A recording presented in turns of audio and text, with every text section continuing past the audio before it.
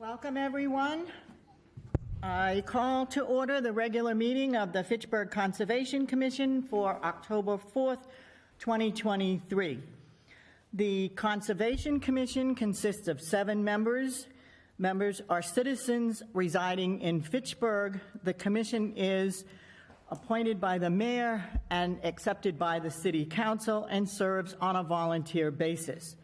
The commission collaborates with its residents, businesses, and organizations to facilitate compliance of the 8 interests of the Wetlands Protection Act and the city's wetland ordinance. Meetings of this commission are subject to and abide by the open meeting law. If you would like more information about these regulations, please feel free to contact a commissioner, our agent, environmental consultant. Thank you for your commitment to conservation of our natural resources. Thank you also for your patience as we navigate through this hybrid meeting. We are waiting for one more commissioner to join us as illness has befallen on the commission. We're missing some members tonight. The commission, if you'd like to speak before the commission, we ask that approach the podium, speak clearly into the microphone. For remote attendees, please keep their microphones muted for privacy. And if you'd like to speak, use the raise your hand function so that we can be recognized. Please be advised that this meeting is being live streamed and recorded by FATV. If a member of the in-person audience is recording this meeting, this is your opportunity to identify yourself for the public record. There being none, please join us as we stand for the Pledge of Allegiance. I pledge allegiance to the flag of the United States of America and to the republic for which it stands, one nation, under God, indivisible, with liberty and justice for all. Thank you. Please be seated.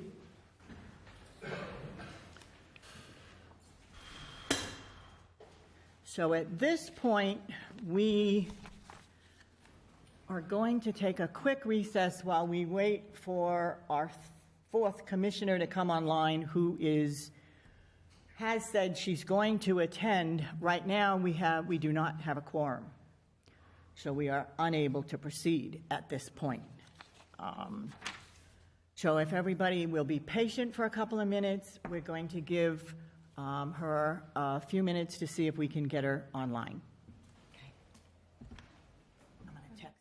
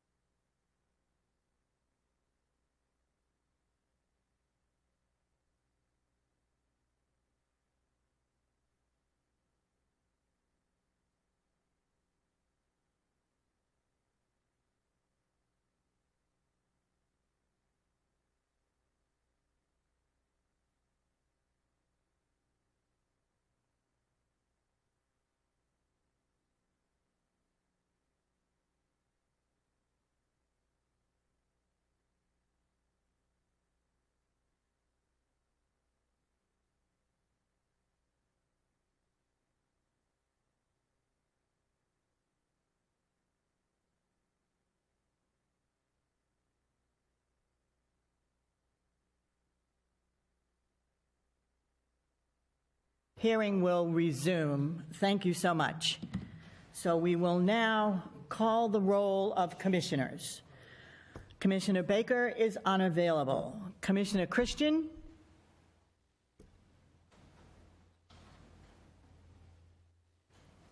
Mark is not here. All right, but Mary is. All right, but he's going to be on, so they're getting set up. Commissioner Donnelly? Yep. Here. Commissioner Helene? Hello. Hi, Mary, welcome. Thank you guys Okay, for your patience. okay. Chairwoman Sharfield is unavailable. Our newest member, Sean Michael Tanera-Watt. Present. Thank you, welcome, is present, and Commissioner Jacobs here. Thank you. I would also like to take a moment then to recognize those who are in attendance in support of the commission. Our Fitchburg Conservation Agent, Ms. Herlyn Jamie, is here tonight. Tim's not on, is he? No, he's Okay. And I also see DPW Commissioner Nick Erickson and City Civil Engineer, Mr. Jeff Hillman, and we thank you so much for joining in.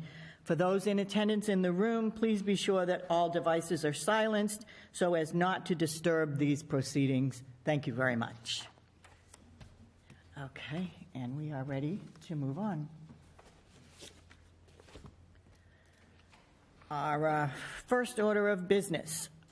Under Massachusetts General Law, Chapter 13, Section 140, the Fitchburg Conservation Commission will open a hearing for, excuse me for 1 minute.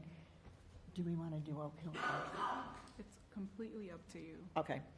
So at this point, we are going to open the hearing for a notice of intent of Oak Hill Country Club Solar LLC. This is a continuation from the previous month, and right now we do not have compiled the information that we still need. The third-party reviews are not in. I had an opportunity to speak to a few folks when they came in today. So at this point, there will be no public comment available for tonight. This is only a procedural entry, and we will be continuing the hearing to our November 1st meeting. So at this time, do I have a motion to continue? Motion to continue. Second? Second. Okay, and let me call the roll, please. Motion and a second. And Commissioner Donnelly. Aye. Aye. Okay, thank you. Commissioner Herlyn? Aye. Okay. Commissioner Christian, are you online? Yes, okay. Okay, thank you. Commissioner Tantan-Tarawat? Aye. Commissioner Jacobs, aye. So this item will be continued until our November 1st meeting. Information will be posted and any updates will be passed along to Councilor Kuchar and others. The mayor's office will have postings online to let you know if we do have the information to proceed forward. Thank you very much for all coming tonight. Okay? Okay. Next item.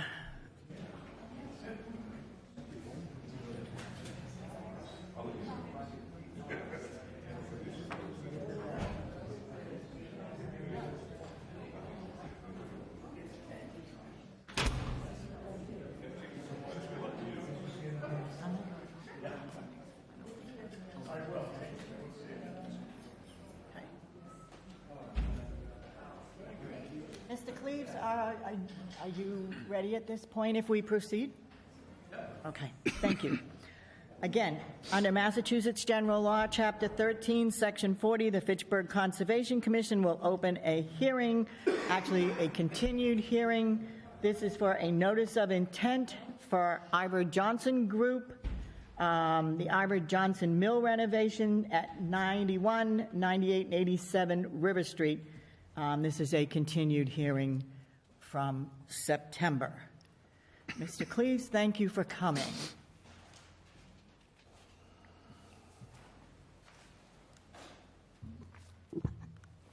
Okay. Thank you. My name is Anthony Cleves. I'm with Haley Ward, design engineers for the project, here on behalf of the IVJ Group. Also here tonight is Greg Moran from the IVJ Group, and there may be some of the other partners online as well. So I believe this is our third hearing before the commission or second, maybe third. We've had a site walk that was just before the last hearing that I think it seemed to go okay. There was no really outstanding issues from that. At the last meeting, a few minutes before we had the meeting, we received our DEP file number with some DEP comments. Since that time, I sent an email to the city kind of doing some responses to that, so the commission hopefully had that to review. If happy to proceed however the commission would like, can go through those comments or any other questions you may have. Also, as an update, we have not been before the planning board as of yet for our first hearing. That is due for their meeting in October. We have been before the Zoning Board of Appeals for one hearing. For your information on that, we are before them for a special permit for the work on an existing non-conforming structure. So we have had one hearing with them. We're due to have a site walk with the ZBA, and then the next hearing with the ZBA is scheduled for their November meeting. So however you'd like to proceed. Okay, I would like to see if we have anyone who is here that would like to offer any public comment on this project. If you do, step up to the podium, state your name, and we'd like to hear anything that you have to offer. Okay, there being none, I open the floor to commissioners for discussion and comment.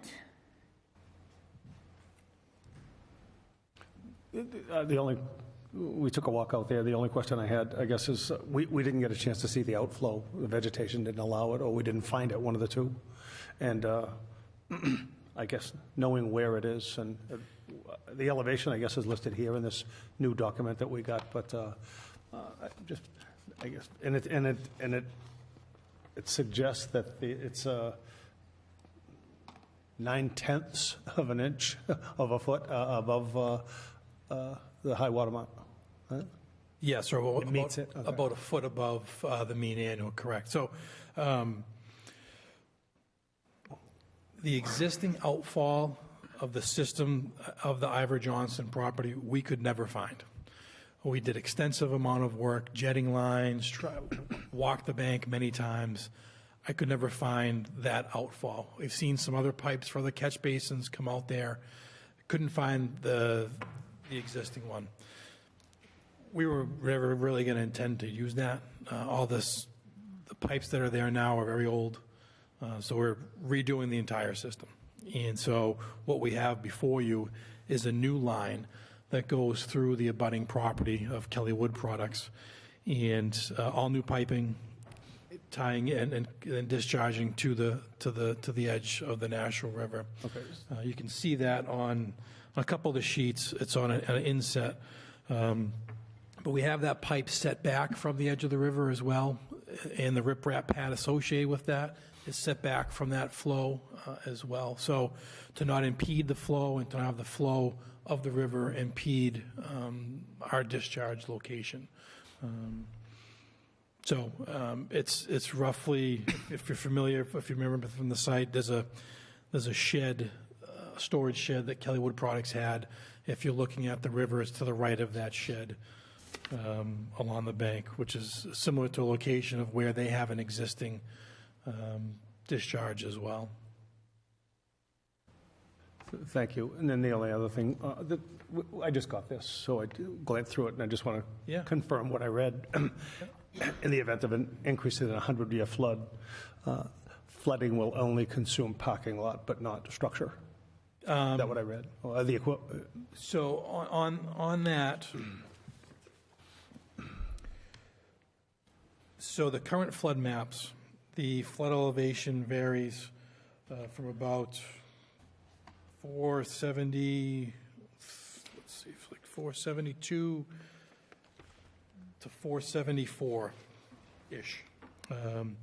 There are two buildings, the two buildings closest to the river, that the floor elevation of those are lower than the 100-year flood elevation.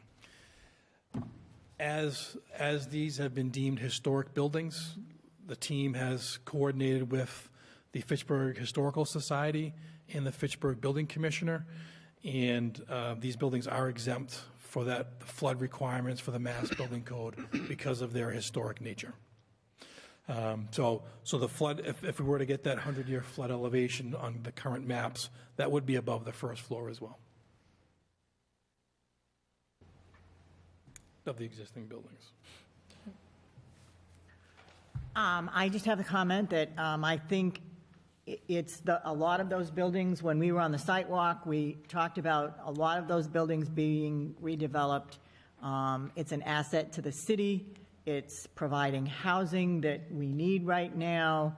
And before the buildings deteriorate any further, it's something that we hope can go forward because, again, it's still much needed. And the plans for the project look very good. So are we ready to? I would defer to Nick if Nick has anything to say. Now's the time to say it. Yeah. Mr. Erickson, do you have any additional, Mr. Hillman, do you have any additional comments? Thank you. I have not had an opportunity to look at any of this stuff. I believe Jeff has, though. I'll defer to him on any comments he might have. Mr. Hillman, go ahead.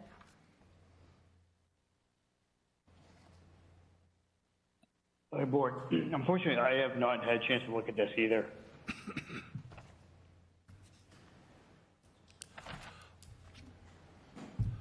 I was prepared to offer a motion to accept the plan as submitted, and I would still do that, reserving the right for Nick Erickson and his crew to work with the engineer to resolve any outstanding issues that he may have after reading the document. Okay. Is that a I'd be- motion, Mr.? Yeah. Oh, go ahead, Nick. I'd be fine with that arrangement. We've worked with Anthony very well in the past, and we trust his judgment and expertise. So if you'd allow us to review the projects and the documents and whatnot and work with Anthony on any minor changes that come up, we'd be happy to review that and prioritize that over the next few weeks before the next meeting. All right, so Herlin, that would be a special condition that would be added, that the applicant will work with Mr. Erickson and Mr. Hillman on stormwater management, abide by their regulations, and should the plan need to be modified extensively, you can come back before us and submit a modified plan that we could review. Yeah, I mean, and actually, too, again, we haven't been before the planning board for our first hearing. Yeah. There could very well be some alterations that may or may not impact your jurisdiction, but I would expect if there are anything, You'll what be we'd back. love to do is have a compiled, final, revised set of plans through the DPW's review, planning board review, that we'd get back to all the departments for kind of a final record set, too. So it's, that should be fine for us. As much as I'd like to make the motion, and I did, just a mutual resolution between Nick and he on the minor, and any major changes should be back to the commission. Okay. Okay. All set. Commissioner Herline, do you have any further questions before we move on the motion? Not at the moment. Okay, so we have a motion on the floor. Do we have a second? I second. Okay, thank you. We have a motion and a second. Let me call the roll. I'm sorry to interrupt. Yep. Just want to make sure, as far as procedurally, was the commissioner at every other meeting? He was not. So then we don't have a quorum. Is Mark with us? We have a quorum. Yeah, we have a quorum. If Mark and Mary are with us, we have a quorum. Yeah, okay. I So, just don't know, sorry to interrupt, I just don't know if he could second that motion, okay. unless there was only one meeting and he was able to watch the prior meeting. Commissioner Christian, are you still available to us? Yes, I am. Okay. Or would you or Commissioner Helene be able to offer a second to Commissioner Donnelly's motion? I'll second. Okay. Okay, so now we have thank you. We have a valid motion and seconded. Let's proceed with the roll call, which also means that at this point in time, Sean Michael, you will not be available to vote. Okay, so we have Commissioner Donnelly, Aye. Commissioner Helene, Aye. Commissioner Christian, Aye. Commissioner Jacobs, aye. So that's our 4. And the motion is passed, and the hearing is closed.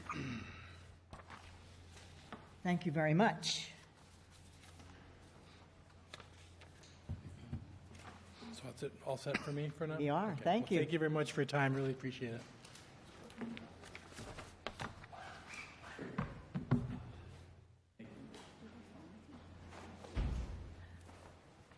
You want to do next? Monty Tech. Okay. Next item.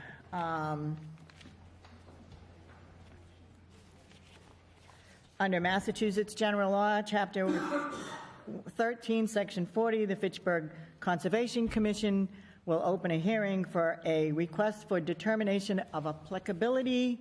This is for 270 Westminster Street on behalf of Monty Tech School System.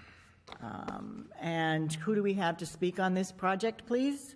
Yeah, so my name is Nick Dewhurst with Bowler Engineering. We're the civil engineer on the project. With me tonight is Floyd Morrison, Katie Whitaker, and Ryan Rigi with Monty Tech. Okay. So as you mentioned, we're here for a request for determination of applicability for 270 Westminster Street. The project is an interior fit out of the existing building into vocational workshops for Monty Tech as sort of a satellite building. The exterior scope is fairly limited. It includes some pavement restriping, minor regrading and repaving to create compliant ADA parking and entrance. The installation of a new trash enclosure at the rear of the building, some new curbing between the Westminster Street and the front parking area, or the easterly parking area, as well as some minor site lighting and landscaping improvements. The majority of the site is within the 100-year floodplain, as well as the 200-foot riverfront area that's associated with the Whitmans River, which is directly across the street from the property. We're not proposing to fill or increase any of the grades that would adversely affect the flood patterns or the flood storage within the site. And we're proposing to maintain all existing on-site stormwater management systems and infrastructure. And we will use some erosion control measures during construction to help mitigate any potential erosion or sediment into the stormwater system. We have received planning board approval about a month ago, and I believe as part of that, engineering signed off on that as well. So with that being said, that's sort of a high-level view of everything, but happy to answer any questions that the commission may have. So I would like to back up for 1 minute and just verify that, first of all the fees have been paid associated with this application. Yes. And that abutter notifications have been received. I can double check the abutters. Did you So do? it's an RDA, is so that- don't I believe- understand that, Is but that it does required? say in our act that any person filing a permit or an application for an RDA or ANRDA still says that abutter notifications within 300 feet of the property. This is Wetlands Ordinance 178-7, Notice Okay. of Hearings. So I actually believe we did notify abutters. But that's supposed to be done by certified mail, Yep. and the cards returned to us so that we can validate that that's been done. Sure. Roland, do you have any records of that? I don't have any cards, no. Okay. Okay. So yes, Mike, it is, but, Yeah. you know, it's in the act that even for an RDA, a butter notifications need to be. Okay, is that a local requirement? Yes, Fitchburg Wetlands Ordinance. Okay. We have our own ordinance, and so that is added in as part of the ordinance. Okay, So before any determination is made, we're going to need that to be completed. Okay, certainly. Okay. Going forward, let's go to public comment. Is anybody else here to speak on this project? If they are, please step up to the podium, state your name and address. There being none, no one online, no hands up or anything, Herman? Okay. Commissioners, questions? I was going to make a motion for a negative determination, but even public comment at this point without notifications going out is probably premature. They weren't invited, therefore they're not here to comment. So what I was going to do, and I can't do, but I had two questions and we can get them out. One, the minor site improvements included addition of a new lift system at both entrances. Correct. That for delivery of product? That and accessible, it's to create an accessible entrance for the building. Okay, they are doesn't not exist today. Educational lifts. They're not for educational purposes, lifting equipment. Yep. Handicap accessibility, instead of doing a complicated ramp system, Peter Reynolds from McKenzie Engineering designed a concrete pad that'll have a chair lift that will bring somebody from grade up to the entry of the building. Yeah, got it, understood. Yep. And it's going to be covered as well. And then at what point does the Whitman River end and the Nashua River begin? Oh, I don't know off the top of my Does head. anybody here know? You referred to the Whitman River on your plan and tonight, and I think most of us would call it the Nashua River. Is it the dam? North Nashua. So you come back with that information and we'll talk. Will do. Appreciate it. That's it. Motion to continue? At this point, I still have a couple of questions, if I may, please. The school is not purchasing this building, they're leasing this building, right? So I understand this is out of the jurisdiction of the Wetlands Ordinance, but all the work that's being done seems to be, I have some concerns about that being spent not by the landlord, but by the tenant. You're saying from a cost You're doing many capital improvements to the outside of the building, not just creating classrooms maybe inside the building. So and again, you know, this will be, I'll get to the jurisdictional part of this in a bit, but I'm kind of surprised that the request for an RDA, and if we go forward with a notice of intent, that has to be by the property owner, cannot be by the school. Sure. So we actually, Erlen and I kind of worked through that a little bit. She made us aware after we filed that technically the RDA should have been applied for by the property owner. So instead of reapplying for the RDA, the property owner submitted an owner's authorization letter. You can do an RDA, but what kind of form we call it, I'm just surprised at the scope of the work. So let's look at that within the jurisdictional area. What are you actually doing in the parking lot? Are there going to be heavy equipment in there? Are you going to regrade, repave, particularly the parking lot on the west side of the building where the V shape comes in? Because that parking lot is a mess. So can you explain the extent of the work that's going to be done there? Yeah, absolutely. So on the front side of the building, there is a small portion of the existing pavement. The pavement's actually in pretty good shape today. That will be saw cut, and really that's for the ADA parking. So there's very minor grade adjustments just to get it within the compliance slope thresholds. And then the saw cutting for the new curbing that will be between Westminster Street and the parking area. As far as the rear area, I believe the plan is to at least resurface the parking area. There is some slight curbing modifications. Again, this was through the planning board process just to kind of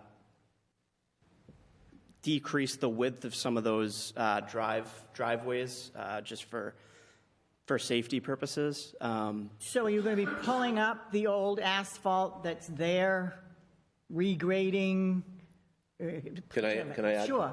Yeah. So because we went for a change of use on the building, that's what spurred the planning board approval. And in that process, we had to bring into city code the maximum entryways of 36 feet. Right now on that eastern side, there's no curb cut at all. So we have to, we've got it, Nick and his crew have it designed for two 36-inch entryways with a mountable curb island or apron between those two for truck accessibility to be able to turn around in the parking lot due to a easement that's on the deed. The backside of the parking lot, the grades cannot be altered there because I believe it's because it's in the floodplain.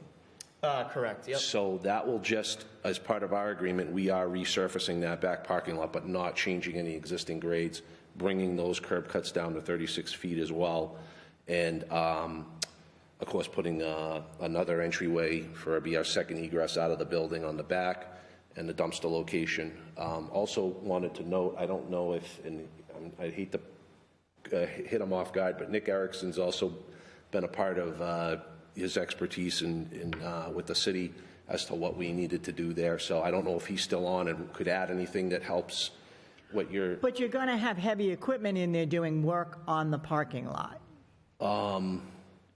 There would be, I guess, paving equipment, yeah. I mean, it's got to get paved, so paving equipment. And then the entryways are designed all sitting on sonotubes. So basically, you know, bringing in a auger to drill the holes for the sonotubes, and then everything is on posts because we're in the 200-foot rivers buffer. Everything is on posts, so there's no foundation pieces being put in or anything like that, which would take away from the available surface.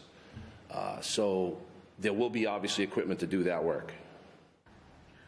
And I have one more. On the west side of the building, the plan details that the drain lines and catch basins to remain and to be protected. How are you going to do that? As far as from a construction standpoint? Well, both. Are there any plans? Because I think those catch basins are just open right now. I don't know if there are any filter sacks that are going to be planned on putting in. Sure. So our erosion plan does call for filter sacks to be placed in the catch basins. And we also make the contractors aware, you know, if they're operating over the pipes or the catch basins, which is why we put the to be protected. But that is correct. Filter sacks will be within the catch basins. Okay. And the only other comment that I do have, there was as we go forward to make sure that we're all talking about the same set of plans and what an order of condition may be written against, the original plan that was submitted is dated 7/5/23. Yep. The new plan that shows all the curb cuts and everything that went to planning still says dated 7/5/73, not a -1, not A, B, and C. Or on your, you know, is there some other way that you identify the sequential progression of plans? So we Harlan, do. if you can go to the last page where it has the signature and the engineer's stamp. So we do have a revision block in our title block. Erlen, if you actually just scroll to the right to expose the title block a bit. Or I'm sorry, I guess the other. And it won't be on the survey, it will be on any other sheet. Okay, because so I just want to make sure that when we're doing paperwork that we're talking about. Yeah, Erlen, if you could just slide to show correct. Yeah, and then scroll down.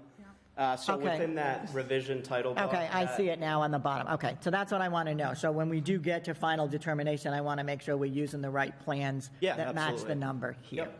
And those plans that we're looking at now that were submitted to Harlan and the commission, those are the plans that were approved by the planning board. And that's the one that you have dated now, revision 3/9/22/23. Correct, yep. Okay. So at this point, we are unable to move forward because abutter notifications were not done. So do I have a motion to continue to the November meeting? Motion to continue to the November meeting. Okay. Do I have a second? Second. Okay, Commissioner Christian, thank you. So I have a motion and a second. Let me call the roll. Commissioner Christian? Aye. Commissioner Donnelly? Aye. Commissioner Helene? Aye. Commissioner Tantarawat? Aye. And Commissioner Jacobs, aye. So we will see you back in November. You should have time to get those out in the certified cards. Is there, back. I know for like most NOIs, there will be, like, we have to get the abutter notifications out X amount of days prior to the hearing. Is there? Yeah, but for the RDA, and since, since you weren't aware of that, and the Fitchburg Wetlands Ordinance, so, might be something that you want to check out, that there is a local ordinance, and these are some of the things that are changed slightly from the Wetlands Act, and so you're okay. It doesn't specifically give us a timeline as to when that needs to go out.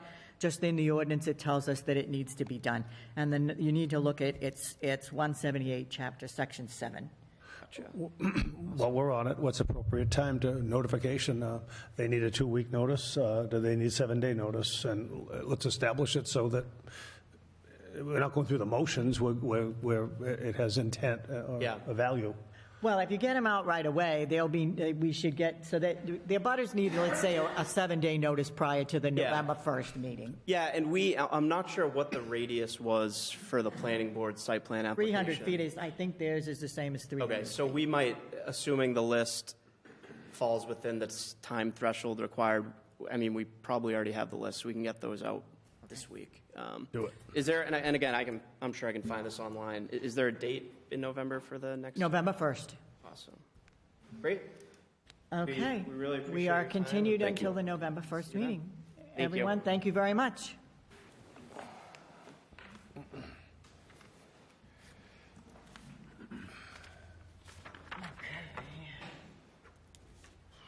And we move on to our next entry. Under Mass General Law, Chapter 13, Section 40, the Fitchburg Conservation Commission will open a hearing for a notice of intent. This one is for 39 Will Thompson Way, the Normandin Group, construction of a single-family home. And who do we have presenting tonight? Okay, thank you. Thank you. Hi, Tony. Do you know who's here for you? Just you? Okay. I don't know if Ian is going to be here or somebody else. Just a color illustration of what we have. Yep.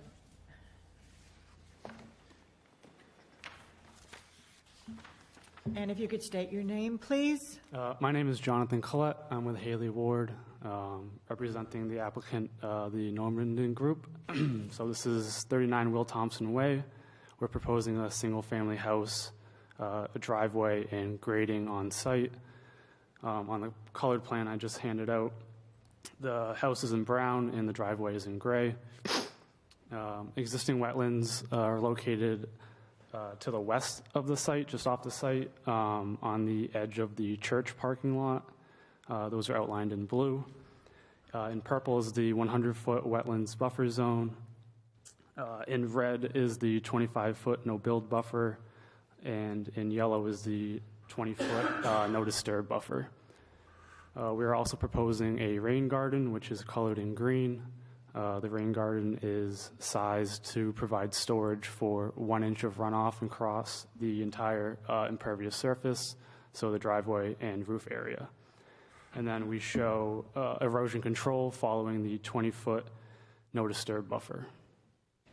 I'm happy to answer any questions the commission has. Let's see if we have any public comment first. Do we have anyone here that wishes to make public comment, and then we will move to commissioners' questions? If you do step to the podium, state your name and address.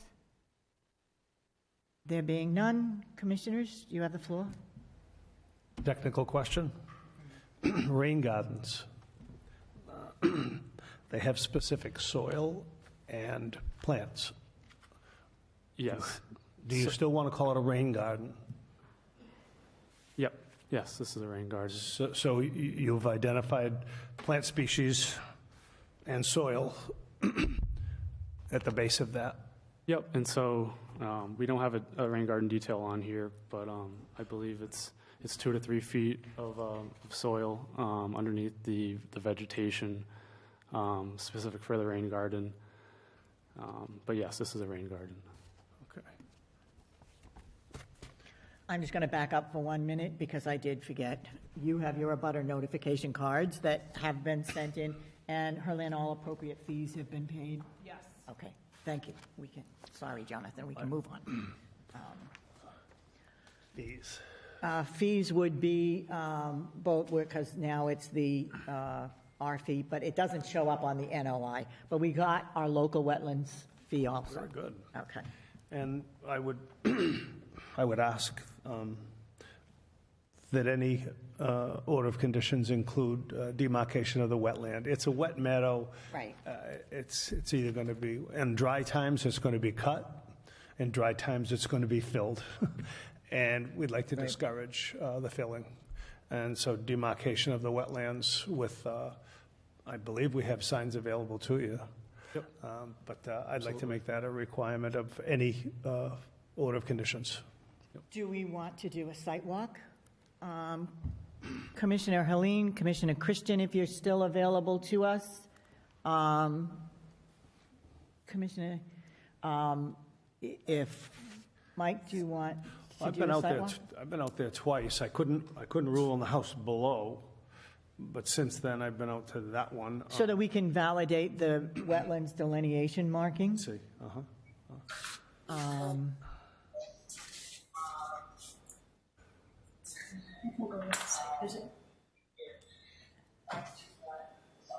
I'm not sure who is speaking that we can hear on feedback online. Happy to recommend a site walk, provided there are sufficient people that want to do that.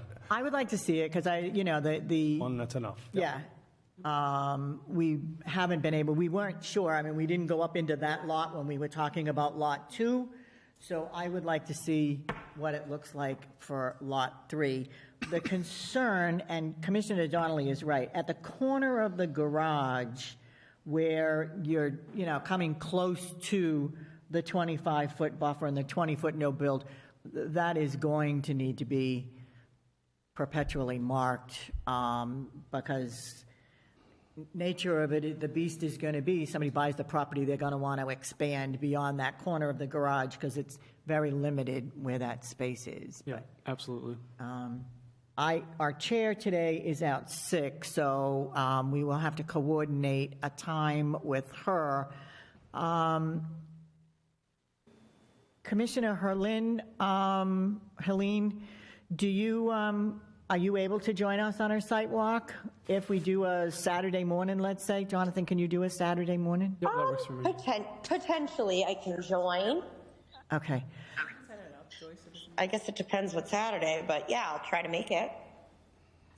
I think what I would like to do is wait till we can talk to Tracy, our chair, and see when she is available, and then we will get back to you with a date. Herlin will coordinate with the commissioners and Jonathan a date, because I think Tracy, our chairwoman, is going to want to see that. So I don't want a specific day today that she may not be available. Yep. All right.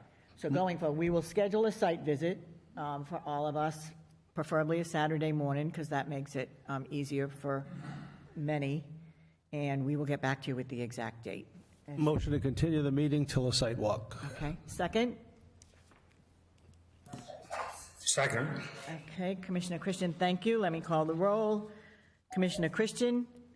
Aye. Commissioner Donnelly? Aye. Commissioner Helene? Aye. Commissioner Tantarawat? Aye. Commissioner Jacobs is an aye. So Jonathan, we'll see you at the site walk and continue to the November 1st meeting. November 1st, okay. Yep. Thank you, guys. Okay. Thank you. And I believe that ends our public hearings for this evening.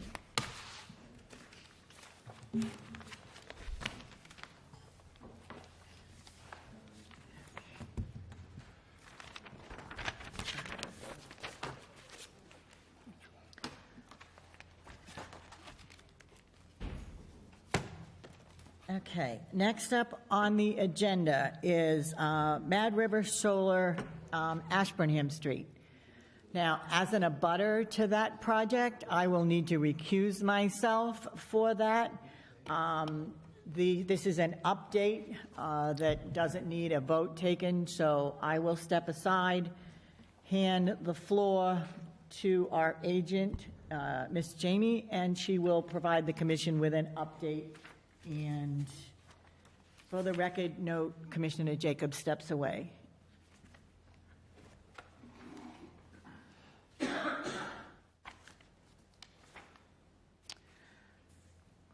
This is just an update on Mad River Solar, also known as 0 Ashburnham Street. There was a violation that took place a few months ago on August 2nd, where there were 3 pieces of machinery driven over the wetlands. On September 28th, I took a walk on the site, and there was clear delineation visible, so it looks like the company that was hired to remediate the violations is doing their job. The proposed remediation seems to include standard practices, and I was comfortable with what they were going to go forward with. They will start the remediation process this week, and we were advised to visit the site if we'd like. There was some visible soil compaction in certain pit sites, and I brought it up to the engineering firm. I did see some growth. It didn't seem, the area is very wet there, so it didn't seem like it was going to affect the resource area. And we will hear back from them once the remediation process is done. And that is basically it. Do any of the commissioners have any questions in regards to my update? When will we hear again? I am supposed to visit the site at the end of the week. Very good. Nick? Thanks, Lynn. Do you know who the contractor is that's performing the work? Currently, it's PEC Electrical. Okay, thank you. I have their information. I can pass it on to you if you'd like. Yeah, that'd be great. Just like to check out what they end up doing out there and stay on top of it. Sure.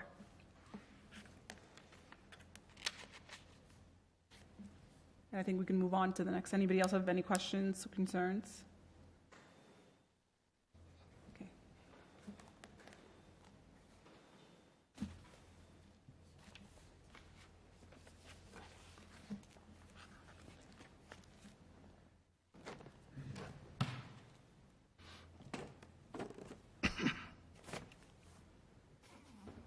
For the record, Commissioner Jacobs has returned.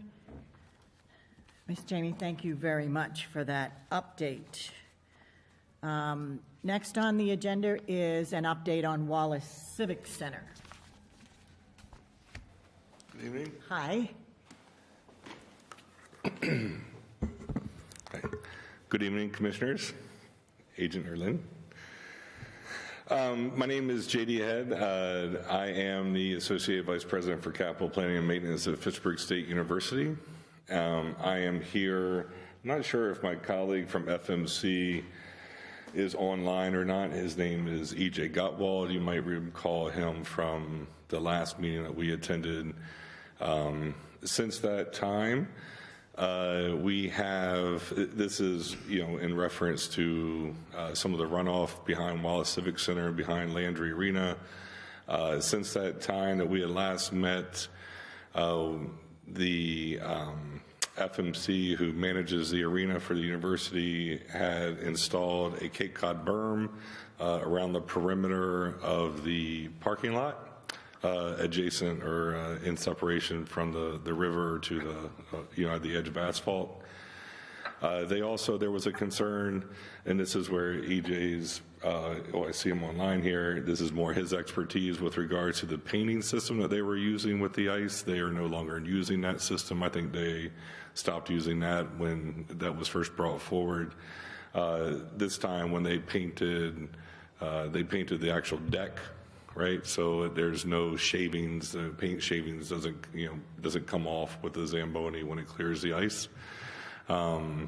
In addition to that, we're working with our snow plow contractors. We're actually out to bid right now, but we're going to have a preventive maintenance plan in place to stockpile the snow as far away from the river as possible and to do periodic removals of that snow, hopefully to try and eliminate some of that runoff as well during the melt.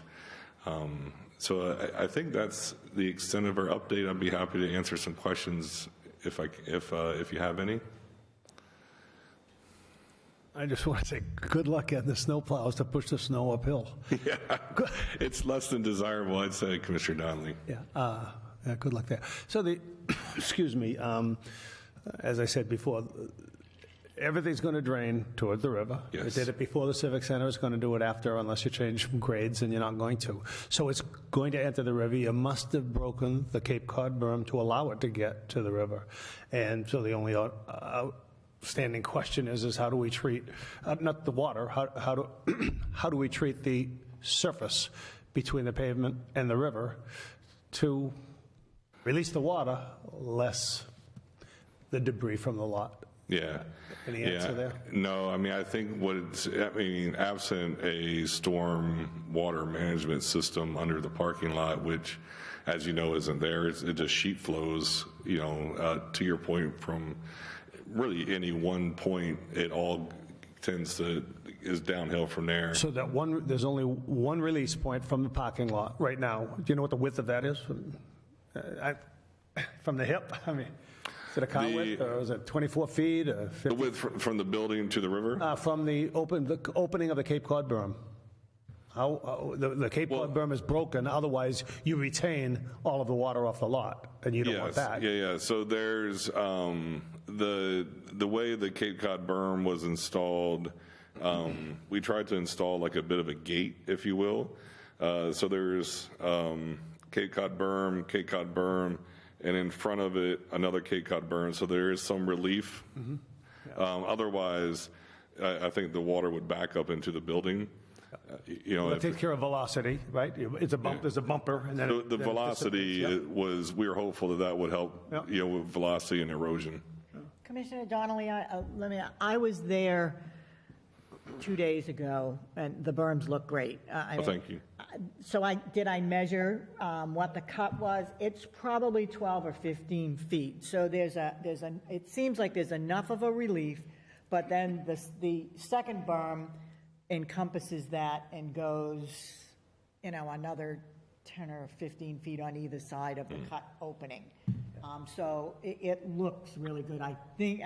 Nobody can tell what it's going to handle when we get storms that we've been getting, but it looks like it should do the job. There's also ice back there now, all clean, no paint in it. So it looked good. Excuse me. When you concentrate the water, it does different things than it did before. It did what it wanted to do. It's still going to do what it wants it to do. Right. You've given it less space to do it. Time will tell. We'll keep our eye on it. You'll keep your eye on it. And our interest is the brook, and yours is too, I'm sure. Absolutely. You've got riverfront property, and you want to protect it. That's right. The only concern that I would have over what I saw, and every time it snows, and depending on the snow that we get, how do we maintain those berms so that the snow plows don't take them out? I don't know if we could put in, reflectors or some kind of indication so that they're not going to take out all the work you just did that looks wonderful. Yeah, that's definitely a hazard, in the process. So, we're certainly going to try and market the best we can with stakes, but short of that, I really That's all you can do. Right. Hopefully, we have some quality drivers. Put that with the storage location of the snow. Right. Put that. No, they'll have. Hey, they break. They'll have to fix them. Yeah. Or not. It's part of our contract that they have to. Yeah. Good luck. Mr. Gardwell, I see you online. Do you have anything else to add? Good evening, Commissioners. E.J. Gottwald, Director of Operations here with FMC. I think JD covered most of it there. We did, this year we did paint the concrete slab with just regular paint.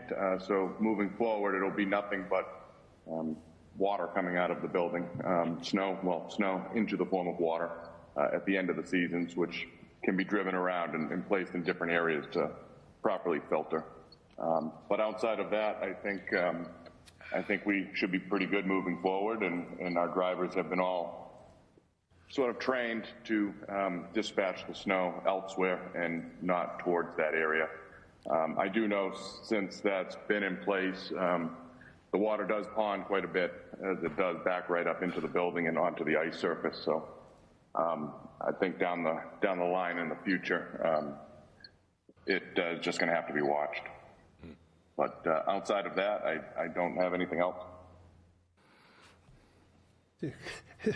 I wonder how we got along since 1970. How do we do it? And here we are. Commissioners that are online, do you have any questions, Mary or Mark?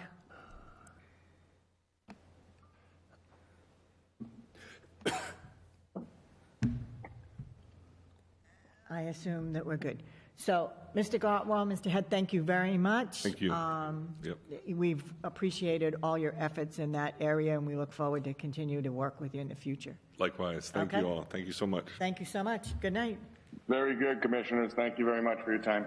Okay.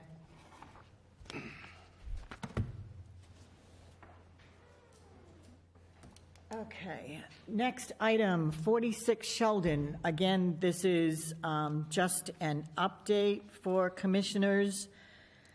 We are waiting for, as we know, that property was foreclosed on. There was a violation on that property. However, the bank, in the meantime, has foreclosed. They held an auction. There was a gentleman from McIntyre Road that was purported to have taken over the property or is going to. Nothing has happened yet. There's been no deed transfer. It is still listed in Mr. Adams' name. So we're in a holding period as far as that goes. And the new complicating wrinkle is that the Office of the City of Tax Collector, the treasurer, has filed also a tax taking on that property. So at this point, as it comes to 46 Sheldon, we are just sitting back and waiting to see if the foreclosure sale goes through or if the city ends up with the property because they're taking it for taxes. For right now, there is not a whole lot additional information that the commission can garner from all of that. Does anyone else have any questions that I can try and respond to?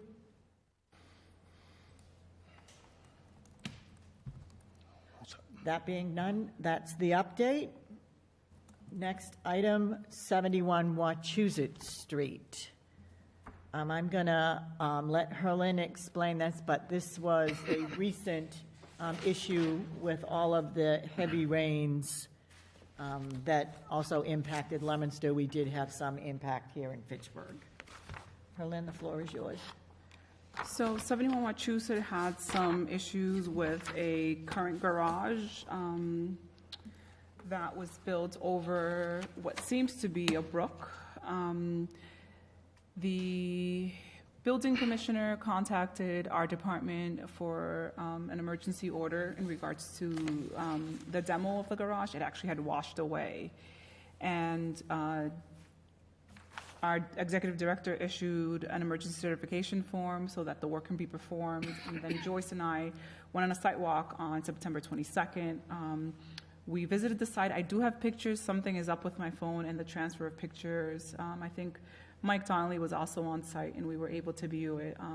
The brook, I think, still had some debris in it at the very bottom. And Joyce, Commissioner Jacobs, and I were both in agreement that a remediation plan must be put in place. It looks like there was a retaining wall that was holding up fill to provide parking for the property, and that was washed away. So that needs to be remediated, and we agreed that a letter must be sent to the property owner requiring her or him to fill out an NOI so that they can remediate and perform the work needed to be done in the 100-foot buffer zone. Does anybody have any questions? Was that letter sent? Yes. Okay, so was there a time frame? On the I sent the letter on the 26th. 26th of last month? September. 30 days will give them November 1. Correct. Right? So until now, I wouldn't call it a violation, it's just an act of God. Yeah, and the emergency remediation, or not remediation, but the demolition that took place, and you saw, it looks pretty good, but it can't be left that way. Okay, so after 30 days, absent a remediation plan, am I correct that they'd be in violation? You are correct. The complicating factor here is that I understand the property owner is very elderly and could be under care out of state, and there's actually a power of attorney that is controlling the property. So, it's just it still doesn't make any difference. Whoever's responsible for the property is responsible for the property. If there's a violation, there's a violation. But we will see what kind of response we get. Yeah, I'm not sure that the power of attorney, I'm not sure that language holds them accountable for making these kind of decisions, hiring and firing. Somebody hired the contractor that did the demolition removal of the garage that was in the brook, and the riprap that was applied, and I am assuming we will see if they make contact with Herlin that it was the person that has the power of attorney for the property. That is the only one that we know at this time. Okay, so that's all we can do. So yeah, I would hope and expect that in 30 days they'll come before us one way or the other to deal with it, preferably with a plan. However, they're beholden to engineers. If they can get an engineer and get it done in 30 days, good for them. And if they can't, that would be the only excuse I'd be looking for.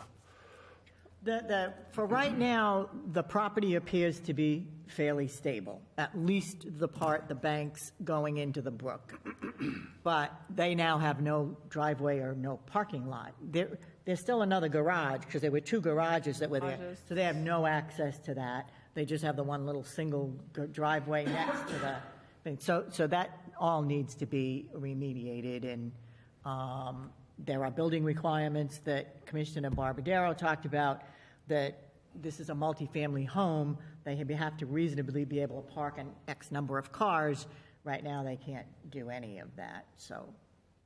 So I think that's what we need to look at, whether they want to remediate the actual parking, and that would then trigger the NOI. So if they leave it as is.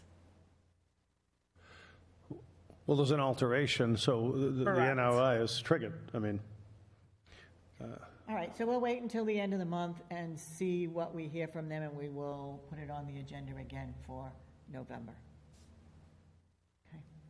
But making certain that they know their expectations is to be here and address the plan going forward. No surprises, November 1.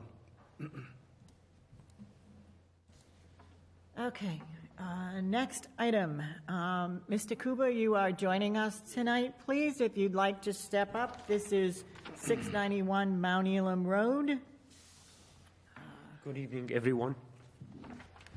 Andrew Kuba, I live on 691 Mount Elam Road. Last time I was here a couple months ago, the board and the chairman at the time, she asked if the engineer could come over and check the area out. The engineer did come over. I think his name, I believe, was Tim, and Mr. Donnelly also showed up. I showed them some evidence. I showed them that I was over 150 feet away from the river. They looked thoroughly for wetland vegetation. They didn't find any. And they found plants that only grow in dry areas. So I showed them many facts. And then the board told me that if they need anything from me, they would reach back to me. No one reached back to me till I got a double fine in the mail. First fine, I didn't receive it, and then I got another fine after that. I believe they wanted like a wetland scientist. I tried to reach out to people. It's not working out. They refer me from one to another, and at this point, with all the facts and evidence I have back there, I think it's enough to close this case. Also, Mr. Donnelly did see that the gravel I put in there was plants growing through it. So there's nothing back there. That's all. Okay, Mr. Cooper, we appreciate you coming in, but we still have not gotten the information that we asked for the first time around. I understand that you say you've tried to contact someone, engineers to. We've asked for you to have the wetlands delineated for a couple of reasons. One, if what you're telling us is correct, because it is the applicant's responsibility to prove what they're telling us, then the wetland scientists would mark the wetlands, and they would say, okay, whatever you did was outside of that wetland. Or we're going to find that whatever was done, the fill that was put in place, the new fence that was put up now, is within the wetlands, and those should have had been permitted before any of that work was done, and it was not. So for right now, we stand that you need to find either a wetland scientist or an engineer. That all the firms have people that can go out and delineate wetlands, and what we're asking you for now, I know when you talk to Herlene, you want us to be specific. I'm trying to be as specific as possible. You need to hire an engineering firm that can delineate the wetlands. Okay, I understand. That's what we're asking you to do. I understand. I will. Okay, I understand. But the engineer that you guys sent out, he looked at everything. He didn't find anything. Mr. Donnelly also looked at everything. He didn't find anything. Not only that, the work. I also showed him on property that I did some work behind the house, and then I told him the work I did is behind the house, and the river is on the side. So I told him I stayed within the line, that the area that is allowed to be disturbed before I even bought the house. There is a pin. I showed him the survey. It's $2,000 survey, which everybody's disregarding.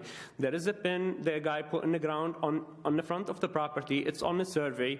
It shows that pin is 147 feet from the river.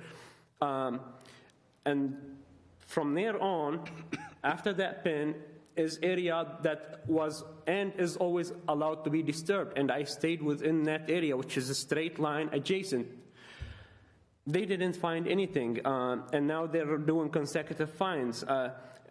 I'm showing you guys enough evidence that I didn't exceed myself on the side of the house. I did some work behind the house, but I stayed within the adjacent line of the side of the house that the area is, and there's a high level ground next to my house, which I didn't go past that area. So if you have the wetlands delineated, if what you're telling us is correct, we will see that. So that's all we're asking for right now. I understand. I'm going to do my best again to get that delineated for you guys. But the buffer zone of the river is 100 feet. I'm almost 200. I'm between 150 and 200 feet. The wetlands delineation will show us that. Because Mr. Smith, when he was there, this is where that's coming from. I mean, I know you say that, but there I is showed him. some... I showed him facts. The survey I have is a huge paper. I don't know what the size of it. But your survey is not going to show you wetlands. Your survey is a property survey showing the outer limits of your property. It shows all the marks and how far they are from the actual river. All right. It does show I'm over 150 feet from the river. Mr. Donnelly himself and the engineer looked thoroughly. They couldn't find wetland vegetation. Not only that, they found plants that only grow in dry areas. They both identified it. And again, I repeat myself again, talking about the crushed stone I put in there, plants are growing through it. It's so much evidence where they don't want to accept the facts. I'm telling you, I'm over 150 feet away from the river. Then we would like to see that. And that comes from Mr. Smith's recommendation and the site visit that he went on with you and Mr. Donnelly, and that there is still enough of a question of what was done there and what was, oh, thank you, these are The recommendation is on the bottom. yeah, Tim's notes. And I'll read it to you for the record. The paving work completed by Mr. Kuba appears to be within the 100-foot buffer zone of the bordering vegetative wetland. Additionally, the pavement may be within the 200-foot riverfront area adjacent to the stream, which is determined to be a perennial stream. However, the delineation of the bordering vegetative wetland, including soil samples, is needed to determine the status of the stream. That is the recommendation of the site visit from Mr. Smith. So this is what we've been asking for all along, that area be marked. Then we can go back, and if you're right all along, then we will say, yes, you're right. But the only one that can tell us that is an engineer that can go out and delineate the wetlands. And so when you say they didn't find anything, that's not the case, because this is Mr. Smith's report from that site visit. Yeah. Okay? So we're trying to you're asking us to be very concise. I think this is as concise as it can get. You need to get an engineer in there to delineate the wetlands. Yeah. And if you do that, we will go out, we will take a look at it, and that will tell us exactly what's been done in what area, and we can proceed from there. He told me if an engineer or if a wetland scientist looked at it and it's not he finds out very obvious that it's not a wetland, he would give it in writing. There's no delineation that would be needed. Is that correct? Like, if a... But that's not what is in Mr. Smith's report. He's saying the delineation is needed and the soil sample... Yeah, but he also told me when he was there, he said that if a wetland scientist saw it and it's clearly not a wetland, he would have to put it in writing and that would be the end of it. Are you saying that was what Mr. Smith said to you? Yes, yes. Well, that's not what's in his report. Yeah. I'm sorry. And Mr. Smith is not online with us today. Honestly, there have been... Would you like to comment? Can I interject? Go right ahead. I just want to, for the record, state that Mr. Kuba came into the office about a week and a half ago, and we had the same conversation there also, where I explained to him what consultant Tim Smith wanted and what was required by the Conservation Commission. I gave him a reference list from MACC, which is the Massachusetts Association of Conservation Commissioners, with references to local organizations that can help him delineate the wetlands. I think, and I did tell him, if a wetland specialist goes out and they do not find any wetlands, they will write up a report stating that yes, fact. You said that, and Correct. also... But that's if it's not found, that we're not engineers who specialize in wetlands delineation. Yeah, so basically they're both saying that if the scientist or the engineer, whatever, sees it as not a wetland and they want to write the report, there wouldn't be no delineation or marks. Well, they do the delineation, and they said that's all part of what they will do. Yeah. It's the delineation and the looking at the resource area at the same time. Yes. So at this point, You need to get an engineer out there. I'm gonna do my best again. I did already reach out to a company. They referred me to another company, and then they gave me an email of somebody else. I spoke to them on the phone, and it's in the emails also. I will also do my best. She gave me a great list for the first time of people that do delineations. All I'm saying is there were many people on this board, maybe they're doing the going after this. They're making this matter even more complicated, and I'm not really sure if they're thinking or trying to tear anything down in the future that I have done. Well, that's not. None of that has been determined yet, and it won't be determined until we see the area that you have worked in and whether or not it is considered a wetland, and if it is, how much inside the wetlands you are or you are not. Okay. And so we won't know any of that until you get the wetlands delineated. Now, when we say that, what that is the scientists will go out there, they will determine that there is a wetland, and if there is a wetland, then they will mark the buffer zones and the riverfront area. If there's no wetlands that they determine, as you say that you think there isn't, then there's no need for delineation of a wetland because there is no wetland there, but that will be in their report. Yes. Okay, so if we're all in agreement and we're all on the same page, next step for you is to hire an engineer and have them look at that. Yes, I will. It's either an engineer or wetland scientist. It's either or. You hire the engineering firm and they have specialists within that organization that do just that. Yes. I will be doing my best. I know you guys do a meeting every Wednesday of the month. November 1st, if you could join us. Yes, I will do my best to have paperwork or people already check it and do some paperwork on it for me. Or if for some reason, I mean, I know sometimes 30 days and the engineers are busy. I mean, if you can just at least tell us that you have an engineer scheduled to come out on November 5th or November whatever. I mean, you can get it done before November. We could wrap a lot of this up. But if not, at least let us know when they're scheduled to be there. Okay. Do you have any other questions for us, Mr. Cooper? I have a quick question that I don't really know much about.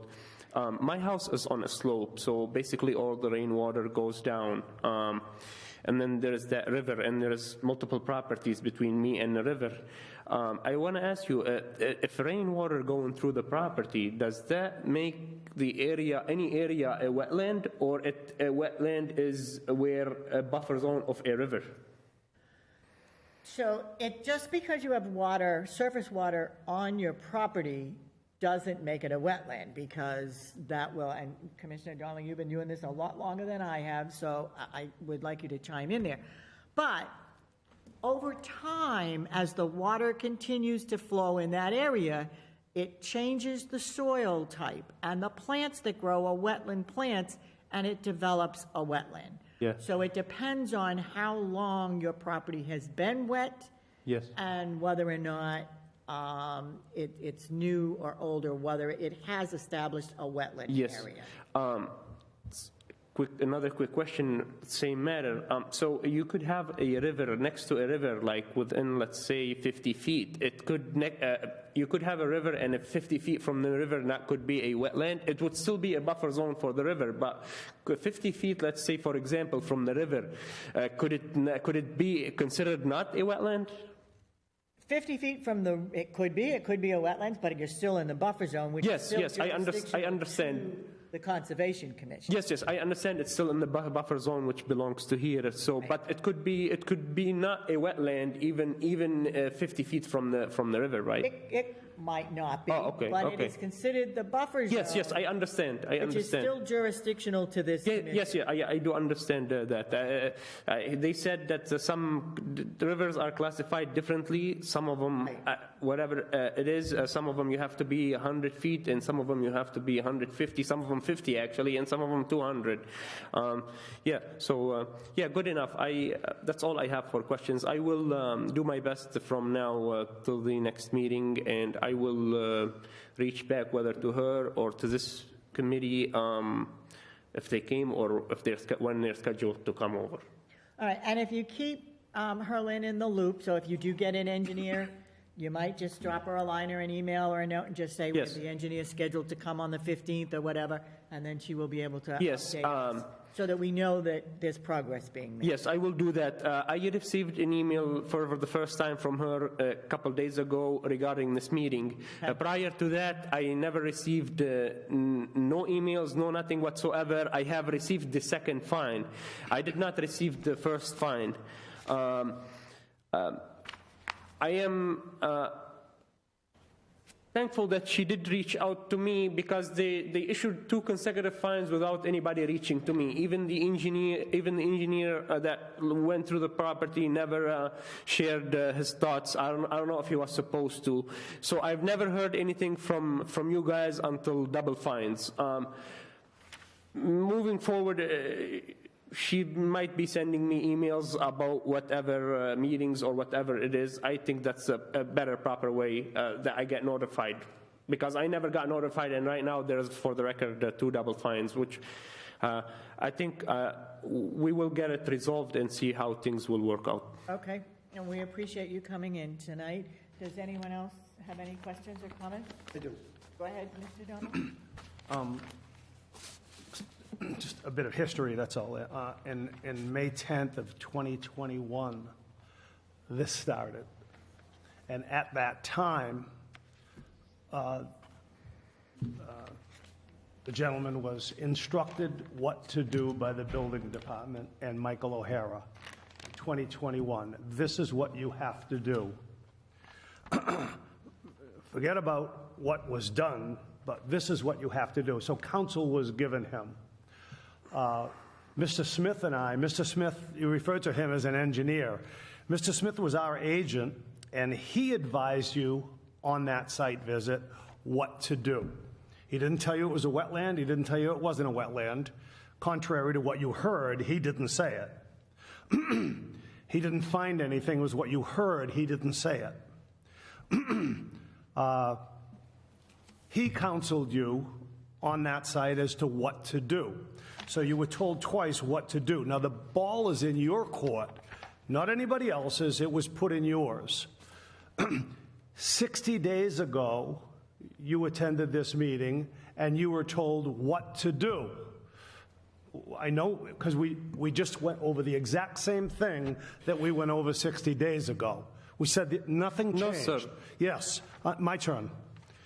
So we went through, and 60 days ago, you were given the same directions that you were given in 2021 and on the agent walk. And 30 days ago, our expectation was to get something from you. And because it didn't come, that's when the fines go out. Because you didn't produce on the advice of the building department and our agent, you didn't produce. So that's when the fines started. We're here tonight, and I'm glad to see you here tonight, but you weren't here 30 days ago, and you're here tonight, and we're discussing the exact same thing. Nothing has changed tonight's conversation from 60 days ago or from 2021, because I'm privy to all of the discussion. So what you're hearing in the field isn't what I heard with Mr. Smith. What you hear at these meetings is being taken with a grain of salt. People understand when you hit them in their pocketbook, and that's where the fines come from. If we wait another 30 days, truth be known, all we can do is issue a fine. Because you've been given advice, you haven't heeded it. The only thing we can do is issue a fine. So if you don't want fines, heed the advice. That's all I can say. I don't even want to discuss again what's already been discussed. We're beating a dead horse. I'm not interested. I'm really not interested in hearing it again. All I'm interested in is you complying with the advice you've been given by the building commissioner, by the former agent, by Tim Smith, our current agent, and by her tonight, honoring that recommendation. Not honoring it will do nothing more than you'll be in receipt of another fine. put it in the hands of a professional.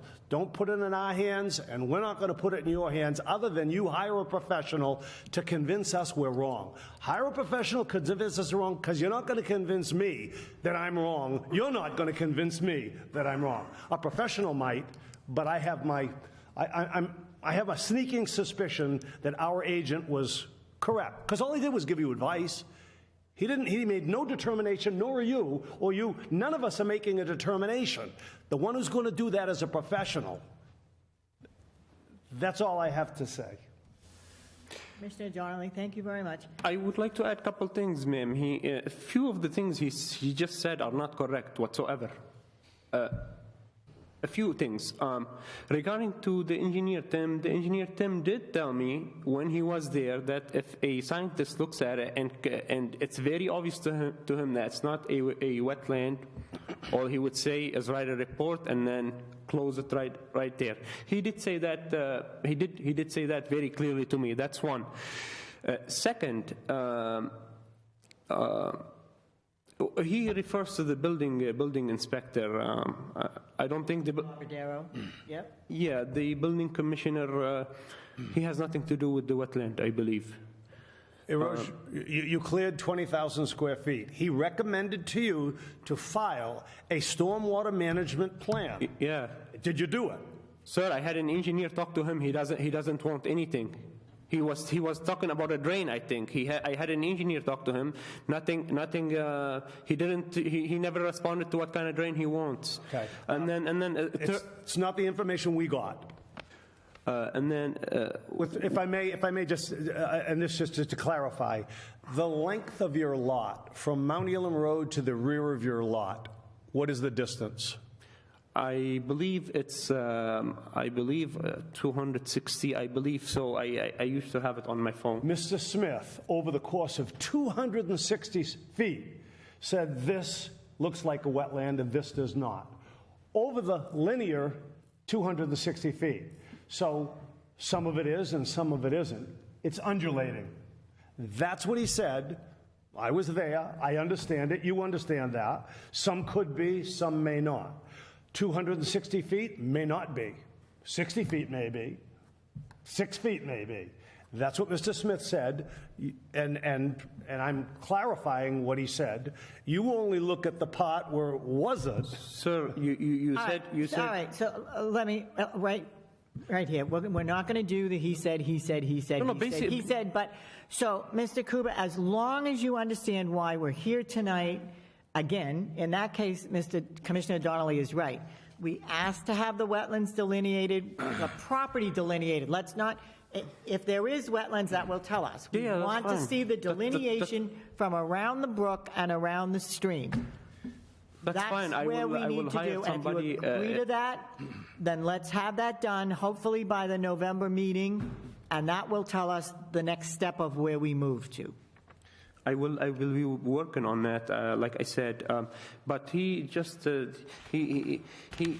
think he also forgot that he's basically issuing fines for me being on my property, putting the gravel down on my property. That's what he's doing. I can tell you emphatically that is not the case, because Commissioner Donnelly is one commissioner. It takes a vote of the entire commission to say that we're issuing fines. So if the other commissioners don't agree with that, then you would not get the fine. Everyone agreed that there was an issue. Let's look at where we are now. Where we are now, you need to get an engineer in there to delineate your property. And as we talk about, we will either know then where the wetlands are or where they are not, and we can go forward. Yes. But we expect you to make the effort to do this as reasonably soon as possible, or additional fines. I will be calling everybody on that list, and in the previous years or two, and recently I did try. It's not like I never tried. It's just not everybody wants to work. It's just never worked out. First time they wanted a crazy amount of money, but I've always tried. After she gave me the list, I've reached out.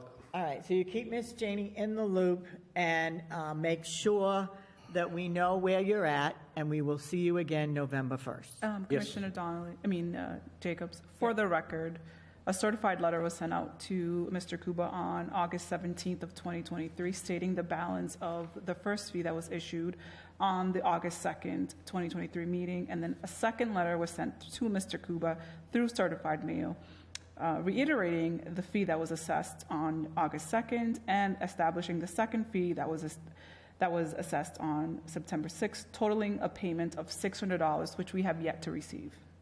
I just want to put that on the record. The first fine, right now I'm not going to do any payments for now. The first fine, I never received it whatsoever. If she said... Do we have the certified mail card signed and returned? For the second one, for the first one, he's correct. I never received the certified mail, but I have the label that we can scan through the post office. So she did admit. She also, when I visited her, she said that she sent to somebody else, and then they never received it. First fine, I never received whatsoever. There was no signature, and she can find the tracking. I was home all summer, so there's no proof or evidence that I have received anything. Is that what we need, proof and evidence? Okay. That's the way to play the game. We'll play the game that way. I'm not playing any games. Yeah, you are. Yeah, you are. You're just angry, sir. Your credibility is going the wrong way. She said she got signature on the second one. Where is my signature on the first one? Gentlemen. You don't have to sign it. All right. You don't have to sign it. I never got it, sir. I'm not playing games. Did due diligence. Basically, right now, sir, I told you. Gentlemen, we are going to move on. Mr. Kuba, at least on the second fine that you did receive, we are going to expect payment on that because the scientist and the wetland delineation was not done in the time frame that we requested it. Now, if you want to avoid any additional fines going forward, you will do what we are asking you in the next month and get us an engineer in there and have the wetlands, where the wetlands are, have the property delineated, and let's move forward. And I think we are at an end of discussion for this evening, and we will see you on November 1st. Thank you. Okay. Have a good, wonderful night. All right. Thank you very much. Joyce, I don't know if you want to bring up the letter from Commissioner Barbadaro, or I'm not Well, sure if he is aware. Okay. Commissioner Donnelly kind of did summarize it. Okay. With that, Mr. Sene, since you're here, we're going to go... 170 Yarnhouse. Yeah, we do have 170 Yarnhouse, but I'm going to go back to that in a bit. So, Mr. Sene, if you want to step up. You have the check? Yes. We have the check. And 2 N's, 2 L's? Sir. Yes.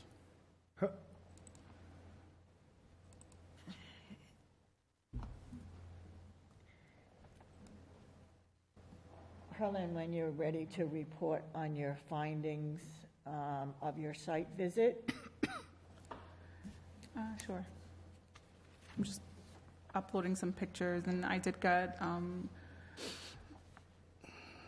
get some seed mix lists from Mr. Sene, but I am having technical difficulties uploading it. Okay.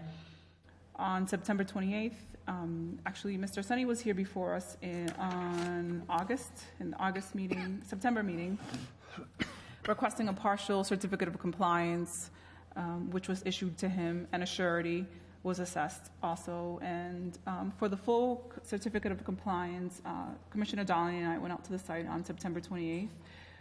What I saw was almost 500 square feet of replication was visible.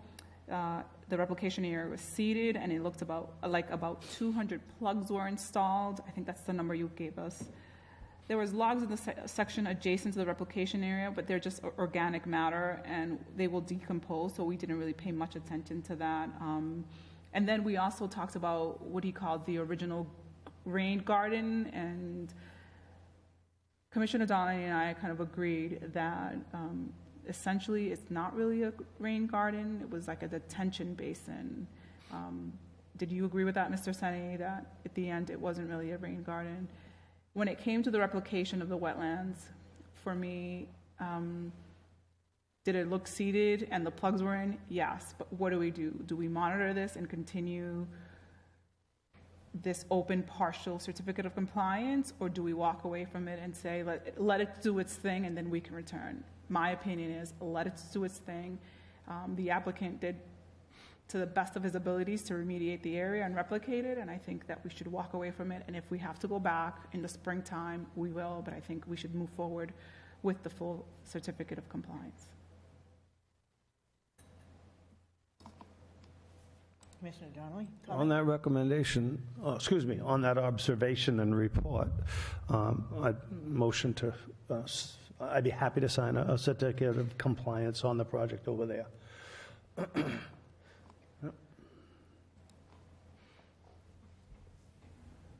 Commissioners that are online, Commissioner Helene or Commissioner Christian, if you're still with us, do you have any comments? I myself have not been to that site at all, so I know nothing about this site. Thank you, Mark. Mary?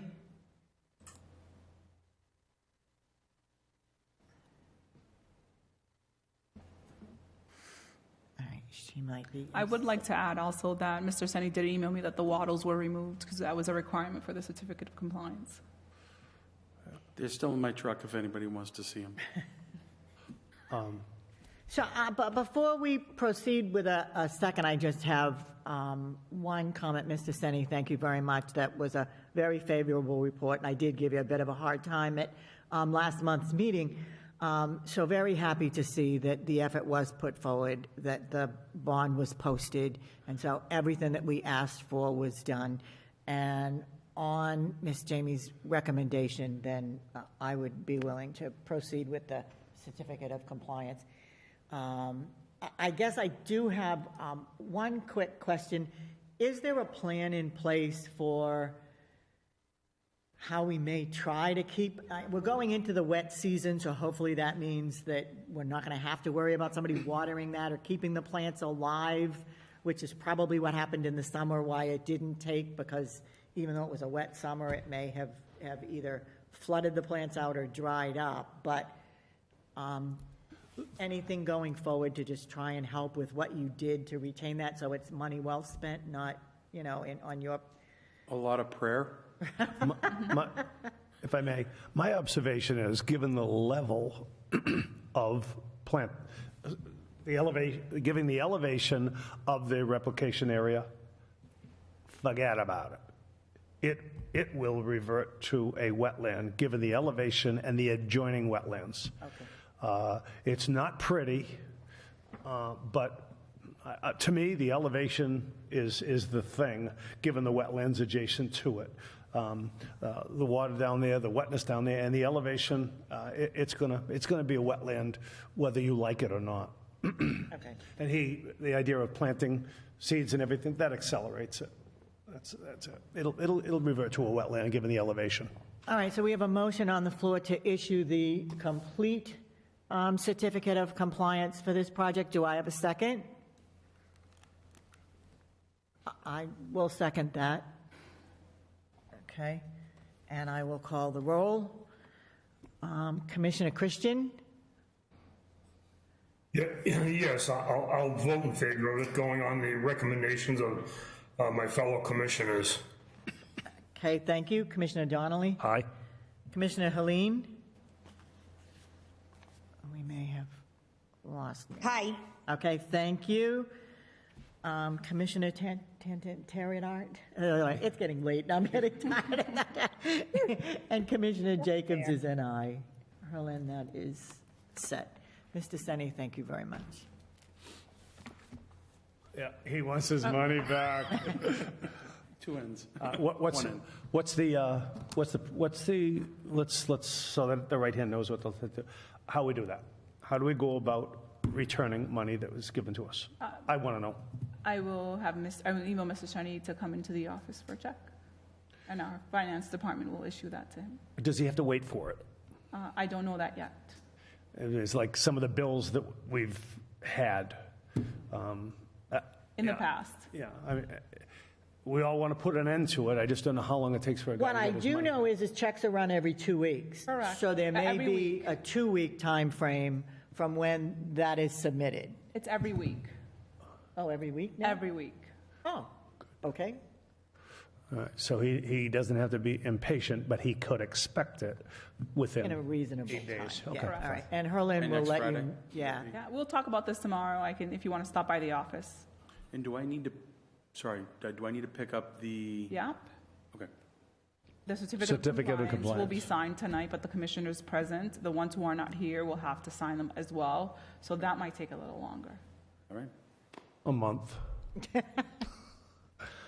All right, Mr. Senni, thank you very much. All right. Thank you for your time, everybody. Okay. Appreciate it.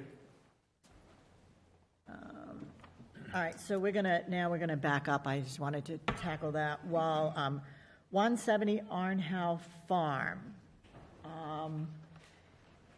At this point, we do not have a quorum of commissioners that we could vote on any further action that we may take, because both Commissioner Helene and Commissioner Christian would need to recuse themselves. So at this point, Herlin, for those that are available, if you want to just give us a quick update. Yeah, I can do a quick update. So, an original fine was assessed on August 2nd to the property owner at 170 Arnhow Road. Since then, I have not heard. I have received the certified mail cards from her. It has been 29 days at $300 a day, equaling $8,700. I have issued a request for those fines to be assessed through our OpenGov system, which is the permitting process system that we have in case permit requests do come through.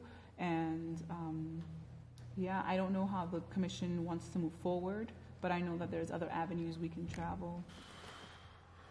We can discuss that at the November meeting, when at that point we think we will have a quorum of members that could actually vote on the next step that we wish to take. Yeah, we need a few more on board. All right, so we're going to continue our further course of action on Arnhow Farm at the November meeting. Just to clarify, you have an ongoing per diem fine. Is that correct on that project? Is that what you just shared with us? Right. A recurrent fine of $300 a day, and she's invoiced weekly on Fridays. Okay, so. Because for every day that fill remains in place, that constitutes a new violation. Sure. And we can issue a fine for a new violation, which means we can issue a fine every day, and that's what And we're doing. our continuing at 30 days matters little. They're being assessed on a per diem basis. Very good. Right. Very good. Okay. That's, that's an effective way to get performance. Not just there, across the board. Across the board. Okay. 579 South Street, that was a continuation. I know Hannigan had asked for a certificate of compliance. There were a few things that they had to remediate there. Haven't heard anything since. I had a missed call from them today. I called them back, left a message. Haven't heard from them. All right, so they're just not going to get their certificate of compliance until somebody shows up or makes contact. 150 Benson Street, Ridemore. Herlin and I went, I think it was on the 17th. I have to look at my calendar, but we went out. We met with Mr. Parmelo and Patrick McCarty, reviewed both the Benson Street side and the Battles Road side. It looks very good. I mean, everything that was in the plans, they did. They moved the bin blocks back at the top of the, where the fill was put in place. That's all been seeded. It's all growing. It's stabilized. They pulled some of the material out on the Battles Road side. Again, took all of the asphalt that was there, or the compact crushed stone, whatever was there. That all came out. It is now all seeded, and they've blocked off the entranceway there so nobody can get in. They're asking for their certificate of compliance for that project, and I think it's been done to what we would have expected them to do. If anybody has any questions, Commissioner Helene or Commissioner Christian, we can, but what we saw looked very good. It was exactly what was on the plans. Somebody has their hand up. Patrick.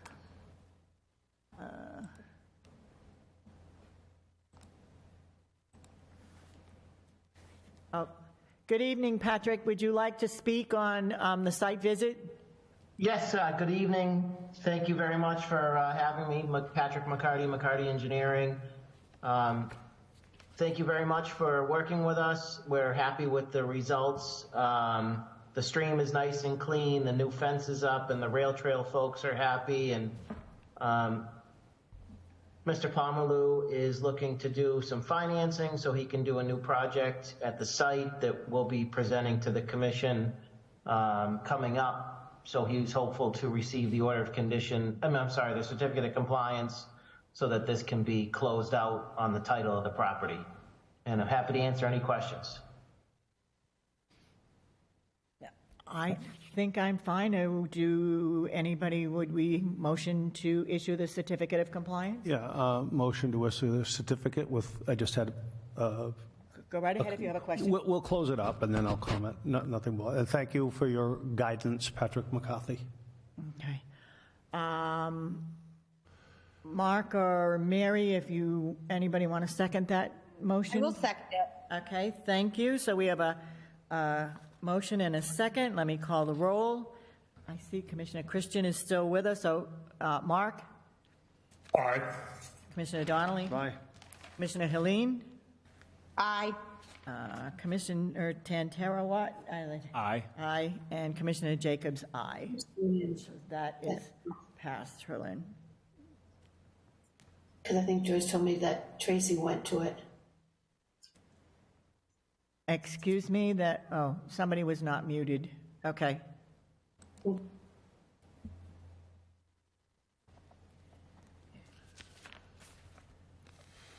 All right, so McCarthy got what he wants. Pat, thank you. Just moving on. Yes, Patrick, thank you very much.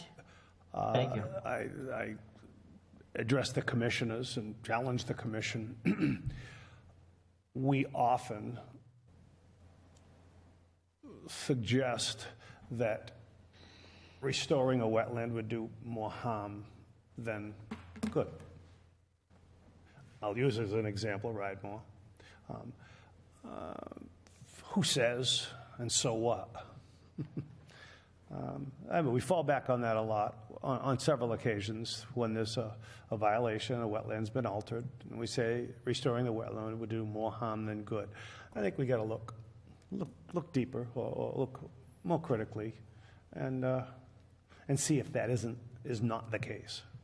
Well, but in this particular case, it was Mr. Smith's recommendation to the commission that if we were to have, it was gone with option 3, which was to take everything out and completely restore the wetlands the way it was, would have actually done more harm than good. That's why that's behind us. It's just a challenge. Forward, we may face that again. We may. I just want to look at it critically. So you're saying on advice of our agent, right? That's why we made the decision. Okay, no problem. And I would just use as an example, I am a goose expert. And if someone challenged me and I was found to be wrong, I'd be embarrassed, but I'm wrong. Mr. Smith, I love him dearly, but maybe every violation in every project is different, and every violation in every project should be looked at independently. Yep. And we take all the recommendations seriously, whether it be from Mr. Smith or the engineers, and we make our determination. Our agent wouldn't believe me. When we pay for his advice, we'd be silly not to take it. Correct. Okay. That wasn't advice. That was just an opinion, and he would not be hurt at all if it was challenged. He wouldn't be. If he can justify it, no problem. Okay. But it wouldn't hurt him at all to be challenged, and I would hope that everybody would accept it when you like it and challenge it when you question it. No problem. Point taken. We will just keep an eye out for that. Yeah. Okay. Thank you very much. Yeah, you got what you wanted. Hey, get out of here. Jesus. Okay, moving on. We have a certificate of compliance for A1B1 transmission lines from New England Power Company. Herlin, this was another site visit that they kept you busy this month doing all of this stuff. Yes. So on September 19th, Commissioner Donnelly and I walked over to the transmission line located at A1B1 that is currently owned by New England Power Company. I was not familiar with the site before or during the project, but what I did find was that the resource area had minimal vegetation disruption and the field conditions reflected that the best standard practices were maintained. It looked like the area had been permanently stabilized, and I was comfortable with what I saw. Commissioner Donnelly and I did notice there was some sort of, was it straw put down, I think, after the fact, but it wasn't affecting the resource area at all. I would recommend that the commission go forth with issuing the certificate of compliance unless Commissioner Donnelly has. I concur with your observation. Motion to issue a certificate of compliance. Or if anybody has any other questions. I'm fine. The vegetation was beautiful there. So. They went to great lengths not to destroy it.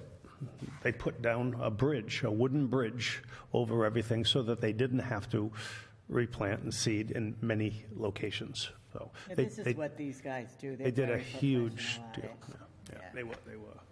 All right, so we have a motion on the table. Do I have a second? I'll second. Okay, thank you, Mark. Let me call the roll. I think we lost Commissioner Herline, but Commissioner Christian? Aye. Commissioner Donnelly? Aye. Aye. Commissioner Herline, I don't believe you are still online with us. Not seeing her there. Commissioner Tarantino, I think he should. Aye. Good move. First vote. And Commissioner It's a big one. Jacobs, aye. And it's a big one. We're going to call you Commissioner Tan. Game changer right there. You bring it down every 3. 10 there or what? Yep. Thank you. 196 Sheldon Road. We have Trevor Fletcher on the line for this, and Commissioner Donnelly and I went on a walk. Actually, Commissioner Baker, who was not present, went on a site walk on September 28th with the owner of Barclay Enterprises. There were positive findings. There were swales located on the side of the property into the first detention basin, which was good, but we did not have the appropriate plans for this site. There were plans that were updated sometime in July that we never received. According to the property owner, they were submitted to the Board of Health due to the septic system that was put in place, but never forwarded to us. The detention basins on adjacent sides of the property were retaining water for long periods of time. Dr. Baker noticed. It had rained Monday. It was Thursday when we went. It was hot. And I think we saw about 3 feet of water in the detention basins. There was erosion on a grassy knoll directly behind the home from the grades of the stones, and this was all leading into the resource area. They did have fencing up, which would prevent it if it fully went down, but I spoke to Trevor today, and he can further discuss what the plans were, but those were my findings when I went on the site walk that day. I don't know if Commissioner Donnelly has any other reservations. Well, do we have Mr. Fletcher online? Yes. Well, I observed what you did, but I was looking for, I believe we were out there to inspect that the work had been done according to plan. And the request for a certificate of compliance was our trigger to go out. So I was using the plan to assess whether it had been complied with, and I'd have to say, no, it didn't, and that I was told to toss that plan. So the plan that we had, we could toss it. So I didn't have anything to go by. So I don't know. I have not a clue whether it complies. Well, I know it doesn't comply with the plan that I had. All right, so I was out there, I went by today, and the elevations appear to be off. There's a lot there. Mr. Fletcher, do you want to comment on this before we proceed any further with where we may go with this? Yeah, so basically the intentions originally for the design change, the raising of the lot was to get the septic system to run gravity out to the front, which obviously if you're, the site generally slopes back, so you had to raise it up quite a bit to slope it out to the front. So that was the first issue when we raised it all up. And when the site was raised up, the applicant noticed that there was going to be a little bit of an issue with the drainage structure in the back, because the backyard would have just been kind of a steeper slope right into the detention basin, and that there wouldn't be much of a backyard for that house. So that's when he contacted us and asked us if we could try to rerun the hydrology into 2 ponds and kind of leave one little kind of grassy area so that one house could have a nice backyard there. So I went out, or I didn't go out, but I started redesigning the 1 pond into 2 separate ponds. And while I was doing that, I did eliminate the catch basins that were on the original plan in favor of some swales, which is, an LID measure. It's country drainage, which is preferable anyway. And so we figured that would be a better alternative anyway. So he ran a swale down each driveway, and on lot 1 that ran all the way down into the new proposed basin, and on lot 2 that ran into a culvert, which then eventually outlet into the proposed basin on lot 2. So I did all the calculations. I submitted all that to Herlin today, and we went out there yesterday and as-built the grades that are out there and verified that the storage and everything like that was adequate for the recharge calculations and the sizing of the infiltration basins per Mass DEP stormwater standards. And I just was going through, ran the numbers, and just a couple. The infiltration basin 1 got a little bit smaller, so some of the numbers weren't working for that. So I have just proposed some very, very minor changes on the pipes going out.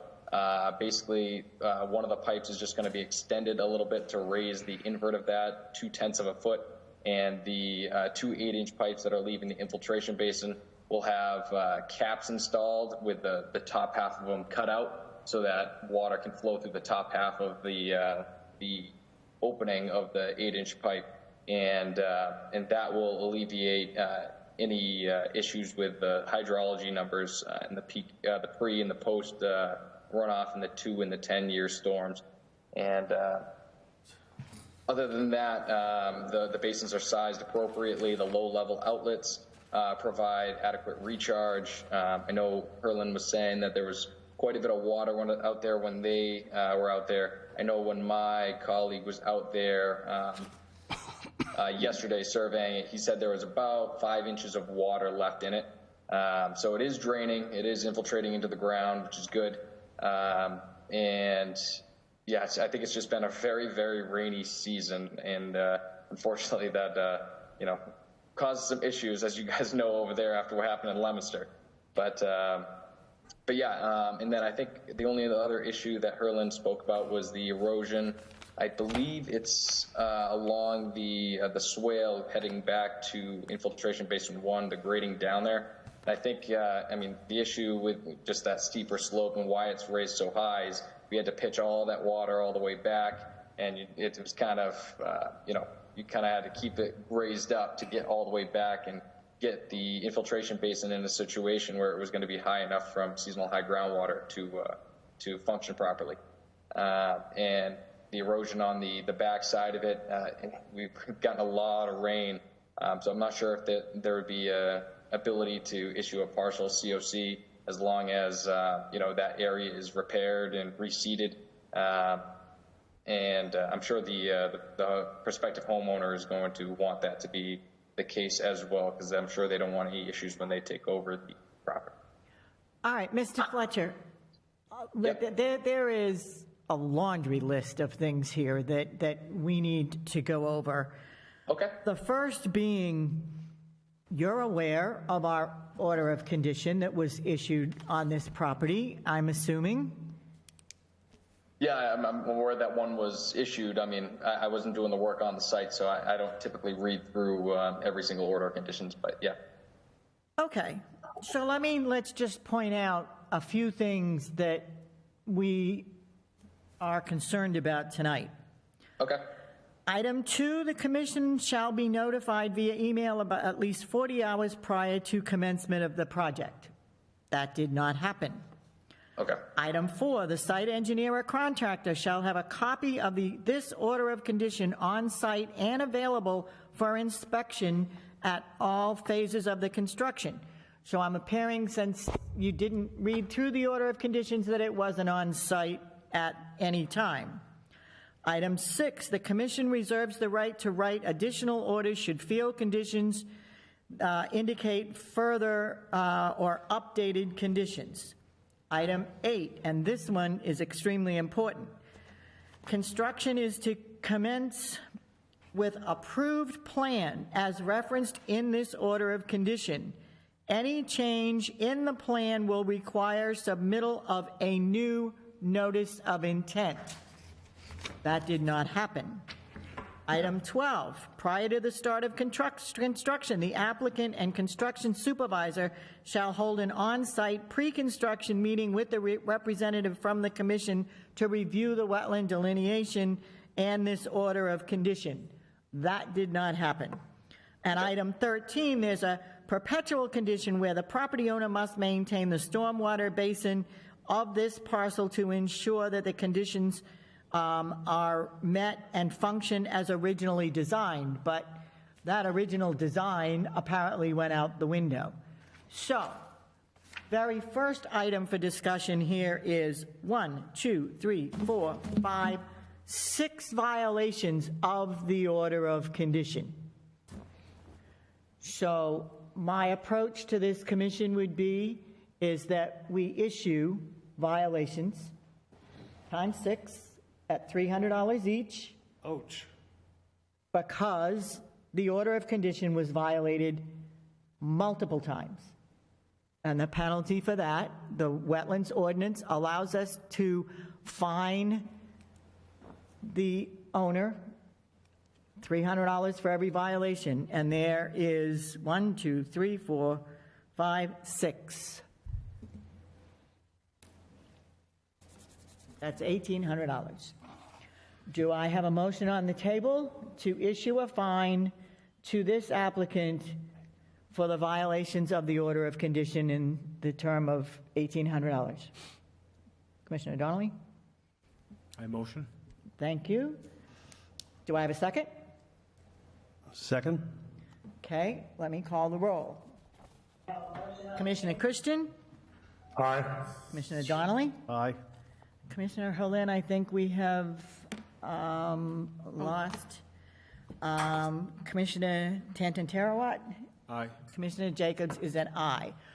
Mr. Fletcher, you can inform Mr. Van Dyke that there will be a violation notice and penalties totaling $1,800 coming his way, which we expect to be paid in full by the time we meet at this next meeting for all of the violations on this property. Okay. With that being said... Mr. Hillman has his hand up. Oh, Mr. Hillman, please go right ahead. Yes, Board, I apologize. I was recently brought to my attention, I believe it's for this project. I haven't yet to follow up. This was a month ago. A resident that lives across the road brought to my attention that he believes the sediment from the site has run off and come down the driveway and actually collected in the front of his yard and thus has destroyed the approach for where the front yard meet tractor would make the necessary repairs to removing that sand. And he's also said that as the trucks turn in and out of the site, they're actually turning on his lawn to turn into come up into the driveway. So I wanted to bring that to the board's attention and to ask Mr. Fletcher if he knows anything about this. Yeah, I'm not aware of any of that. As for the erosion on site heading over to his property, I mean, the whole site pitches to the south. So I mean, unless they had a big pile up there at one point and it was shedding off into the road, I'm not sure exactly how that would have happened. But as for the trucks, I mean, big trucks need room to turn around, so that wouldn't surprise me that would happen. And it's understandable that someone would be upset about that for sure. So, Mr. Fletcher, you will try to address that and get back to us at the next meeting? Address the fines, or? No, you will address the concerns that Mr. Hillman just raised. I would like to hear at the next meeting that that's been addressed, that there's been new, if we need to reinforce the sediment barriers or anything that needs to be done while the construction is finishing up, that should be taken care of. I believe the construction is pretty much finalized out there. I know they have final grade done over the septic system. And I'm pretty sure that they have a closing scheduled for the lot number 1. I'm not sure what the open order conditions has on that and when it's actually scheduled for. But I'm pretty sure that the work is done out there. So I'm not exactly sure what to address if all the work is done and there's not going to be any more disturbance on site. Okay. I can verify that the building department has issued a certificate of occupancy for these lots.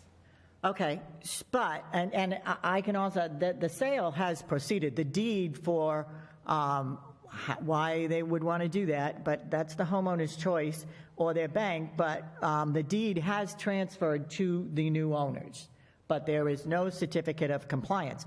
And I can tell you tonight, there will not be a certificate of compliance unless the members of this board want to convince me otherwise, because the very next thing is that one of the items that I quoted you was construction to be in conformance with the approved reference plans, or any changes in plans require a submittal of a new notice of intent. Now, you can use this plan that you've submitted tonight as part of your new notice of intent, but that will need to be put in place, because we're not going to issue a certificate of compliance against a plan that does not exist, that was not conditioned. And just to clarify, when you say new notice of intent, could this notice of intent that's currently ongoing be amended, or do we need to start this whole process all over? According to the condition, it says any change in plans will require submittal of a new notice of intent. That is a full new submission. Very clear in the order of condition. So I'm just confused as to what would happen to the notice of intent that is currently ongoing. The order of conditions is on. I was told to trash it, the plan. I said the words, trash that plan. So, Mr. Fletcher, I do understand when we get the new notice of intent and a new plan that can be, and we will seek legal notice on how we withdraw or finalize the old plan, the certificate of compliance would be approved on the new plan, and there is, I'm sure, legal remedies to finalize or withdraw the original plan, because the order of condition and the wetlands ordinance is very clear. If this changes, a new notice of intent shall be submitted. So there will be some way, at the top of my head, I don't know what that is right now, and I apologize for that, but there will be a way that we can write into the new order of conditions that this supersedes the original, or will work on the, Herlin will work on the legal aspect of that with Attorney Pusateri. Or even Mia from Mass DEP can. Or even from Mass DEP with it. Once the new submittal is done, we will manage to figure out how to supersede the old one. But it's very clear in the regulations that these kind of changes need a new notice of intent. And the certificate of compliance cannot be done until we have as-built plans in front of us with a notice of intent and an order of condition. Okay. So this as-built plan is fine, and you just want a new notice of intent. Okay. Correct. If this is the plan where we are today, then you're quite welcome to use this plan, but we're just not going to issue the certificate of compliance off of it because this is not a plan that's been approved by the board. Okay. And when is the deadline to submit to get on for your next November meeting for? 7 days prior to November 1st. Our next meeting is on November 1st, and the way our regulations stand right now is it has to be in the Wednesday prior to that meeting. Okay. Okay? Do you have any other questions? Or, Mr. Hillman, anything else that you would like to add?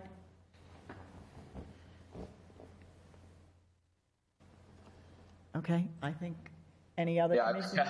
I'm just, it's still not confusing me, but it's just baffling that a new notice of intent has to be filed and one just can't be amended because, I mean, there's a file number on the notice of intent, and with the order conditions, it just seems a little bit administratively frustrating if you guys want to rethink that in your regulations. I know that's what it says it now, but it seems a little counterintuitive is all. Well, Mr. Fletcher, if I could kind of counterpoint that, don't change the plans or follow the proper procedure, and we won't be in this pickle.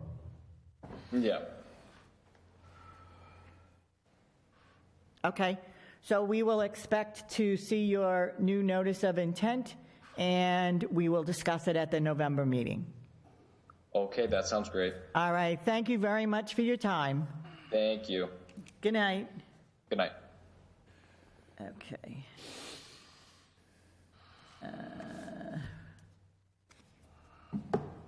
Permit extensions, 465 Westminster Street, Central Steam Plant.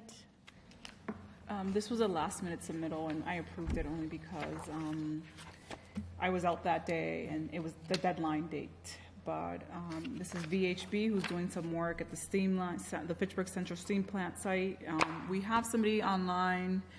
I don't know if Amy, are you available? And I have Peter also. Yes, I'm here. Can you hear me? Yes. Peter, is there anybody else present here, or is it just you and Amy?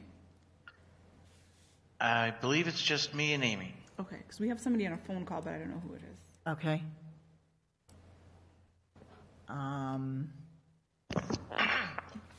I don't have any questions on this project. Does First extension?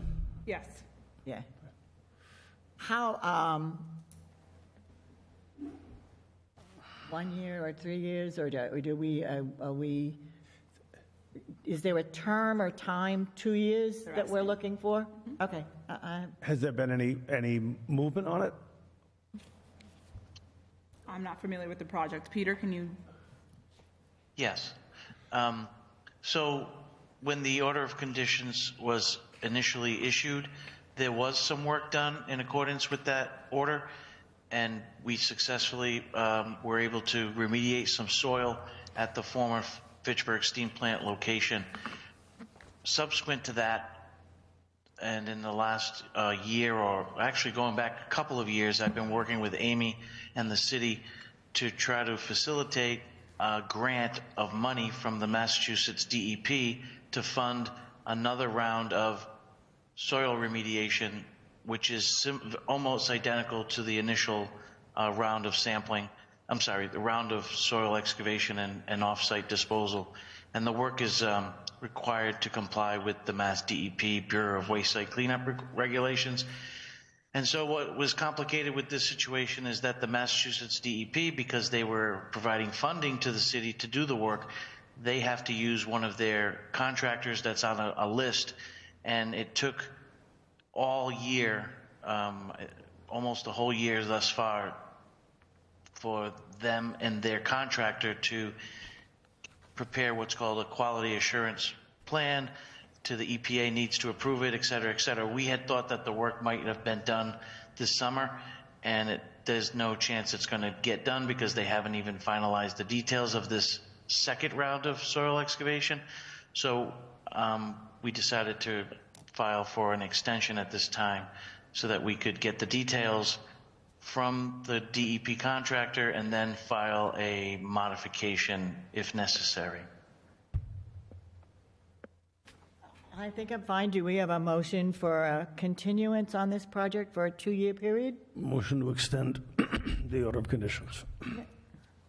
I'll second that. Okay. Let me call the roll.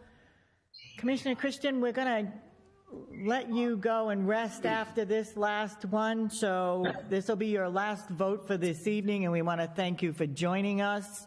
Go right ahead. Aye. Thank you. Commissioner Donnelly? Aye.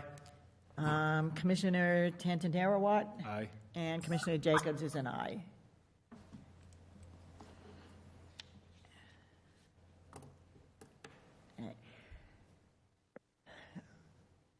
Ms. LeBlanc and Mr. Greaves, thank you very much. Thank you. And we have one more really, I'm hoping, quick item on the agenda.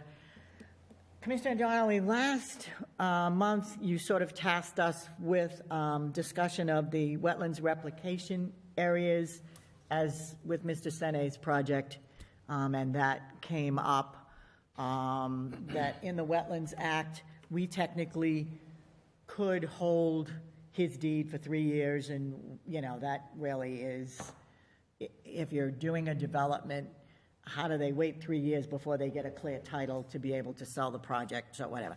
So my response, or what I would then task this commission back to, is wetlands replication areas, we should try not, we should discourage that as much as possible. So if there's a question and the developer doesn't want us to sit on their deed and have this title on the order of condition out on the deed, because the Wetlands Act is clear, we are not supposed to issue a certificate of compliance until 3 years have passed, and that shows that the wetlands replication area has taken place. If we discourage them from doing it in the first place, just don't go in the wetlands, don't disturb the wetland, then there isn't that issue. And in some cases, that might mean they need to move the project up 4 or 5 feet so they don't have to disturb the wetlands. Maybe the project needs to be 3 units instead of 4. I don't know what it is. My answer to you is we should just not do it. We have no build areas. We have no disturb areas. As a principle of this commission, we should not allow wetlands replication except under extreme conditions or extreme circumstances. And in that case, then the applicant will need to be aware there is a 3-year hold period and we're not going to deviate from that. That is my recommendation. Sounds perfectly fair. Forewarned is forearmed. And in that statement, in writing, at any rate, I guess they could pick their poison in terms of the order of condition, either or. Herlin and I were told the other day by an applicant, had he known, the replication might have started earlier, like at the beginning of a 3-year window to get the work done, and 3 years have passed, it's established. So part of that warning is replication is first order. Yeah. First order of business. Now, I explained that everybody uses a detention basin for construction runoff. And if they were to create a finished product, they'd destroy it with construction runoff. That's not for me to decide. That's for the engineer to engineer it. You can have a detention pond for construction runoff, not in the same spot that you're going to put your finished product. So the burden would be on them to design and figure that out. And I heard you, discourage replication, therefore discourage alteration of a wetland. And the punishment is a 3-year window at the conclusion of the project, or establishment of vegetation up to 3 years.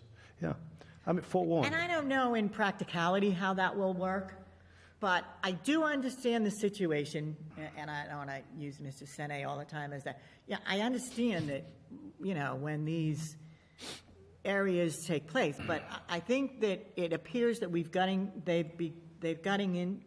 into, I'm just going to do this because I want to disturb the wetlands, and I'm going to propose a wetlands replication area, and then I'm going to come before the commission and I'm going to cry poverty or whatever the issue is. It's that's not, but you know, I can't wait the 3 years. I need to sell the property now that I've done it. So the way to discourage that and not put us on the spot either, because we feel bad for them, you know, I mean, but the law is the law. If you choose not to amend your project so that you're not in the wetlands that requires a wetlands replication area, then be aware you're going to be tied up for 3 years. This is just a discussion, and bear in mind, in the interest of discussion, unfortunately, the applicant will end up putting the burden on the buyer. And then all of a sudden, oh, poor buyer, you know, we start getting, get soft because a buyer's involved and he's got the weight over him and not the seller, not the applicant, you know. Just another reason to not allow him to do it in the first place. Yeah. I mean, just my thought. Well, if we're here to protect the wetlands, just don't we're here to protect the wetlands. That's right. It makes sense to me. Yeah, just don't do it. Is there a way to put in conditions where they're on a 3-year time frame where they would be fined or responsible for remediating if the damages happened? So say after 2 years of remediating the wetlands, something happened and all the remediation died. Is there no way to put in the conditions that in 3 years, if there's no... The way that the wetlands ordinance is written right now is that we cannot, the penalty is we cannot issue an order of conditions until the replication area has established itself over a 3-year growing period. A certificate of compliance. The certificate of compliance. Thank you. I'm getting tired. But there is no penalty as it's stated in the ordinance right now. So that is... You can't do it. It doesn't say there's a penalty if you do. Right. The penalty is we hold up your deed because this, well, it's not, there's still this item on your deed because the order of condition is issued to the deed. Box, yeah. And a lot of banks don't like that because that's an open item on a deed, not clear title. So that sort of has been the penalty. But we could look at, you know, other modifications to the ordinance. So just discourage the wetland. Just don't do it. Well, interestingly enough, on that, in terms of the weight of performance, when they're going to alter a wetland, and consider 3 years down the road, they look for an extension. And this has happened. I can think of it right now on one particular site. The violation and or the wetland is non-existent for 1 year, 2 years, now 3 years, and they're looking for an extension, and the wetland has been lost for a 3-year period. Heck, it might revert to an upland. So that business has got to, it ought to be swift and sure, or stay out. And that's my point. Yeah. I mean, I think it's become commonplace because we're starting to see it a lot more in plans that say we're going to disturb the wetland right over here, so we're going to do a replication area over here. And it's become part of the general way that the engineers have been approaching plans. The law has allowed it. And the law allows it, but here's what the ramifications are. And you know, then we just try, and our standard operating procedure is to not, we can't stop them, I suppose we can, but if we don't determine that their replication area is worthy, but just don't do it. Modify the plans and just don't allow it, and that solves a lot of the issues. Now, there are going to be plans that, whatever. We're running into now a lot of parcels in the city that are not ideal buildable lots. They're wetlands, because this is where we're at right now. I mean... All of the good land has been developed. Thank you. All of the good land has been developed. So I understand that these parcels need to be developed, but what they're doing now is instead of possibly modifying the plans, they just say, I'm going to replicate the disturbance in this area here. Like I said, maybe you move the house up 10 feet, and then that means you're not in the wetlands. You're not disturbing the wetlands. You don't have a need then to create a replication area, which then ties you up for 3 years. And if they will not modify the plans, then we have to stick to our guns and say it's 3 years, and it's got to go, it's very specific in the ordinance, 3 growing season, which is 3-year period, then they're just going to have to wait. Priority 1, or wait for their money, or priority 1, get it in, and 3 years later, it'll be mature, Yeah. So that was, you tasked us to think about how do we address this. Thank you. And that was my response. Yeah, I like it. And it's not the right way, but if it fosters everybody else's thinking about how do we deal with this, that's the whole idea of what we're doing. So. There were a few things not on the agenda that I wanted to put on miscellaneous that came up either yesterday or today. I know Mark is still probably listening, and Jeff is too, but we had received notice from the Board of Health about illegal dumping at the GFI sites, which is on Airport Road, right next to Wass Arthur. We had a Board of Health inspector go out, and he said there are significantly sized dumping sites, or he said it's an array of garbage, construction debris, everything you can think of. I know that, I'm not sure if, I haven't really done my research on that site when it comes to conservation, but I know that there's a waterway there adjacent to that lot. Is that the lot that we looked at for the warehouse proposal? Yes, correct. So, and ownership has been transferred from the city to the FRA. Right. The FRA has been notified. They are trying to remediate it. The gate has been relocked, but the trash is still there, and it is significant.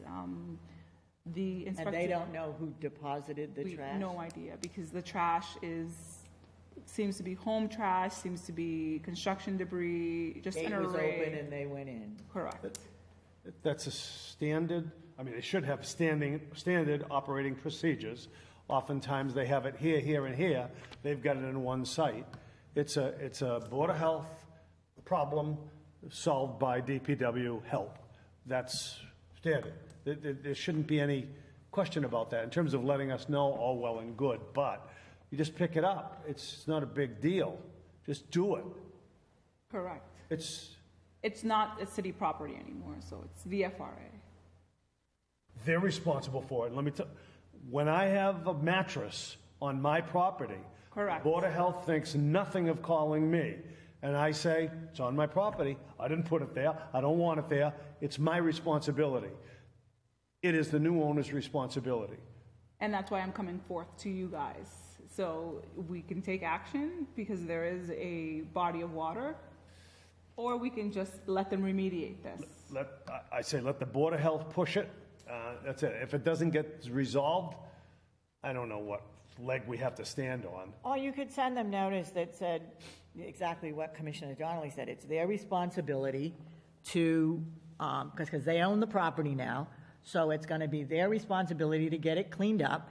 And if it's not cleaned up, it could lead to fines, wetlands violations. Well, the Board of Health can issue fines just like that, like they do to me. It's real simple. It's not complex. It's very simple. And most businesses will do the right thing and clean it up and lock the damn gate so it doesn't happen again. Correct. No problem. So let's see what they end up doing. I just wanted to put it on your radar. Okay, and if they don't clean it up, then we'll, if the Board of Health and the commission are both going after him, that might be the impetus to get them to do it. That's where I was getting at. Go ahead, Mike. There's a reason Jeff's still with us, right? Jeff, you with us? He might be, I don't know. Jeff, you with us? Well, 90 days ago, plus or minus, just after the 500-year storm, Mr. Salinga called from Fisher Road, and he called Jeff, and then he called me, and I went over and... Go ahead.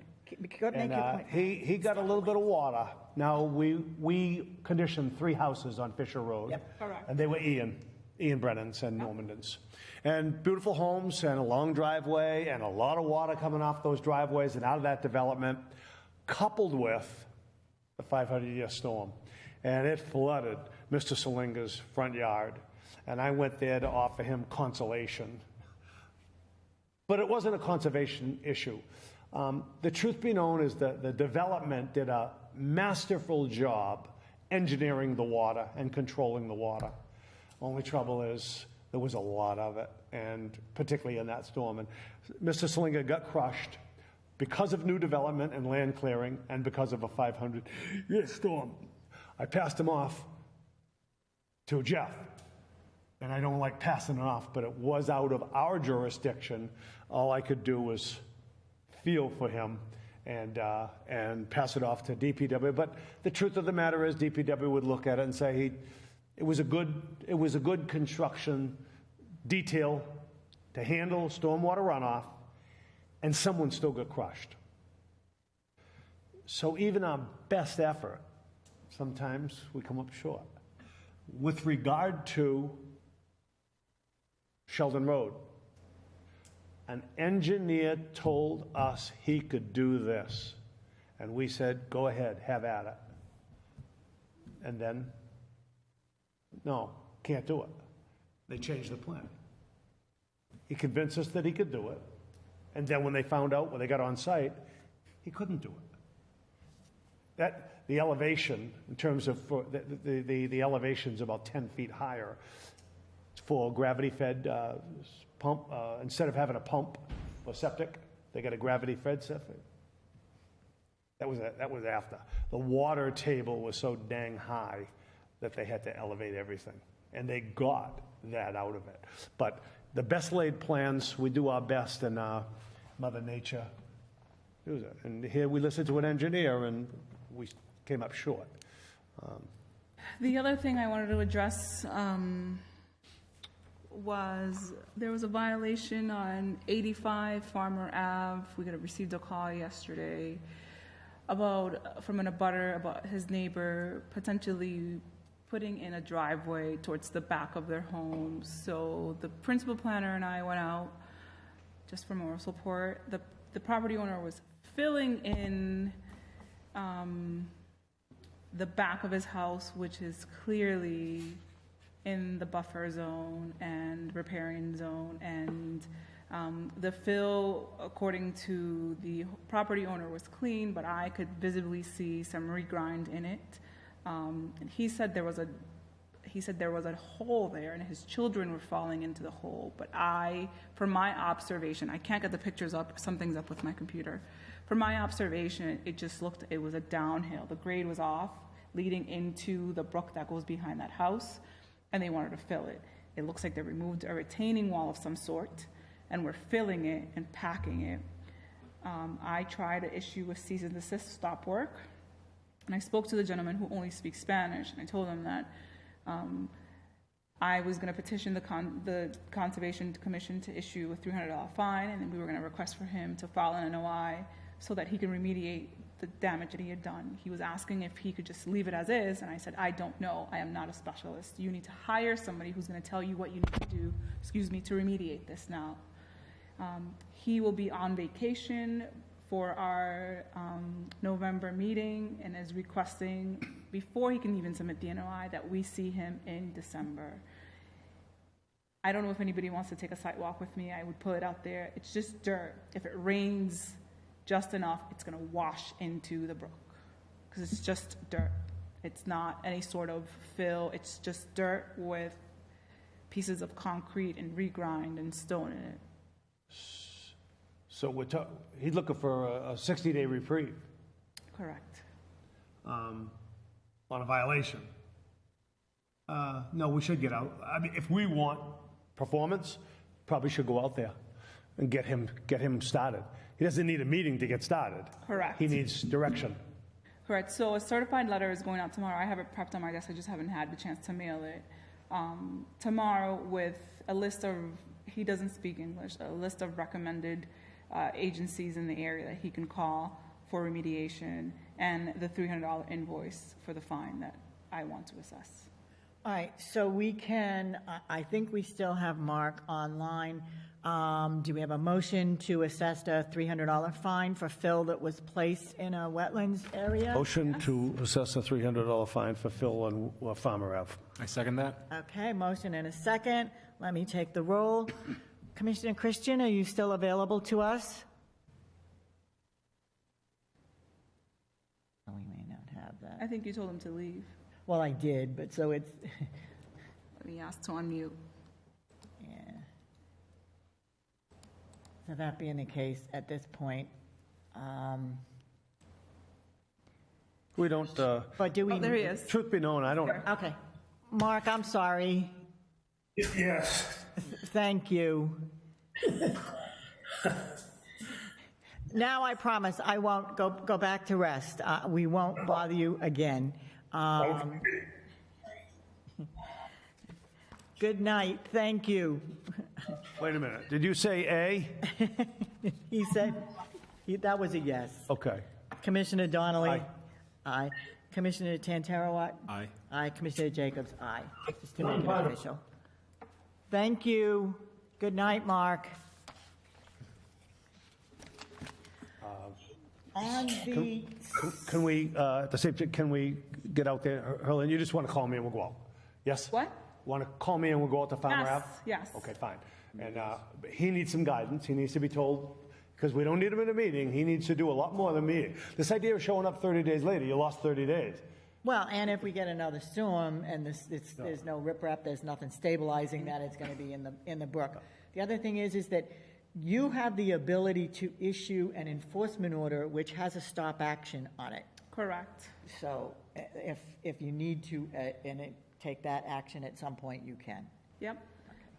We were just trying to go through the motions yesterday. It was a chaotic day. Yeah, okay. So, But anybody needs some direction, and we don't need a meeting to give them direction. Well, excuse me, maybe we do, because Tim tried to give direction, and it didn't work so well. all right. Do you have anything else? No. Motion to adjourn. Okay, so do I have a motion to adjourn this regular October 4th meeting of the Fitchburg Conservation? Do I have a second? I second. All in favor? Aye. Aye. All opposed? Hearing none, we are adjourned. Next meeting, November 1st, 2023.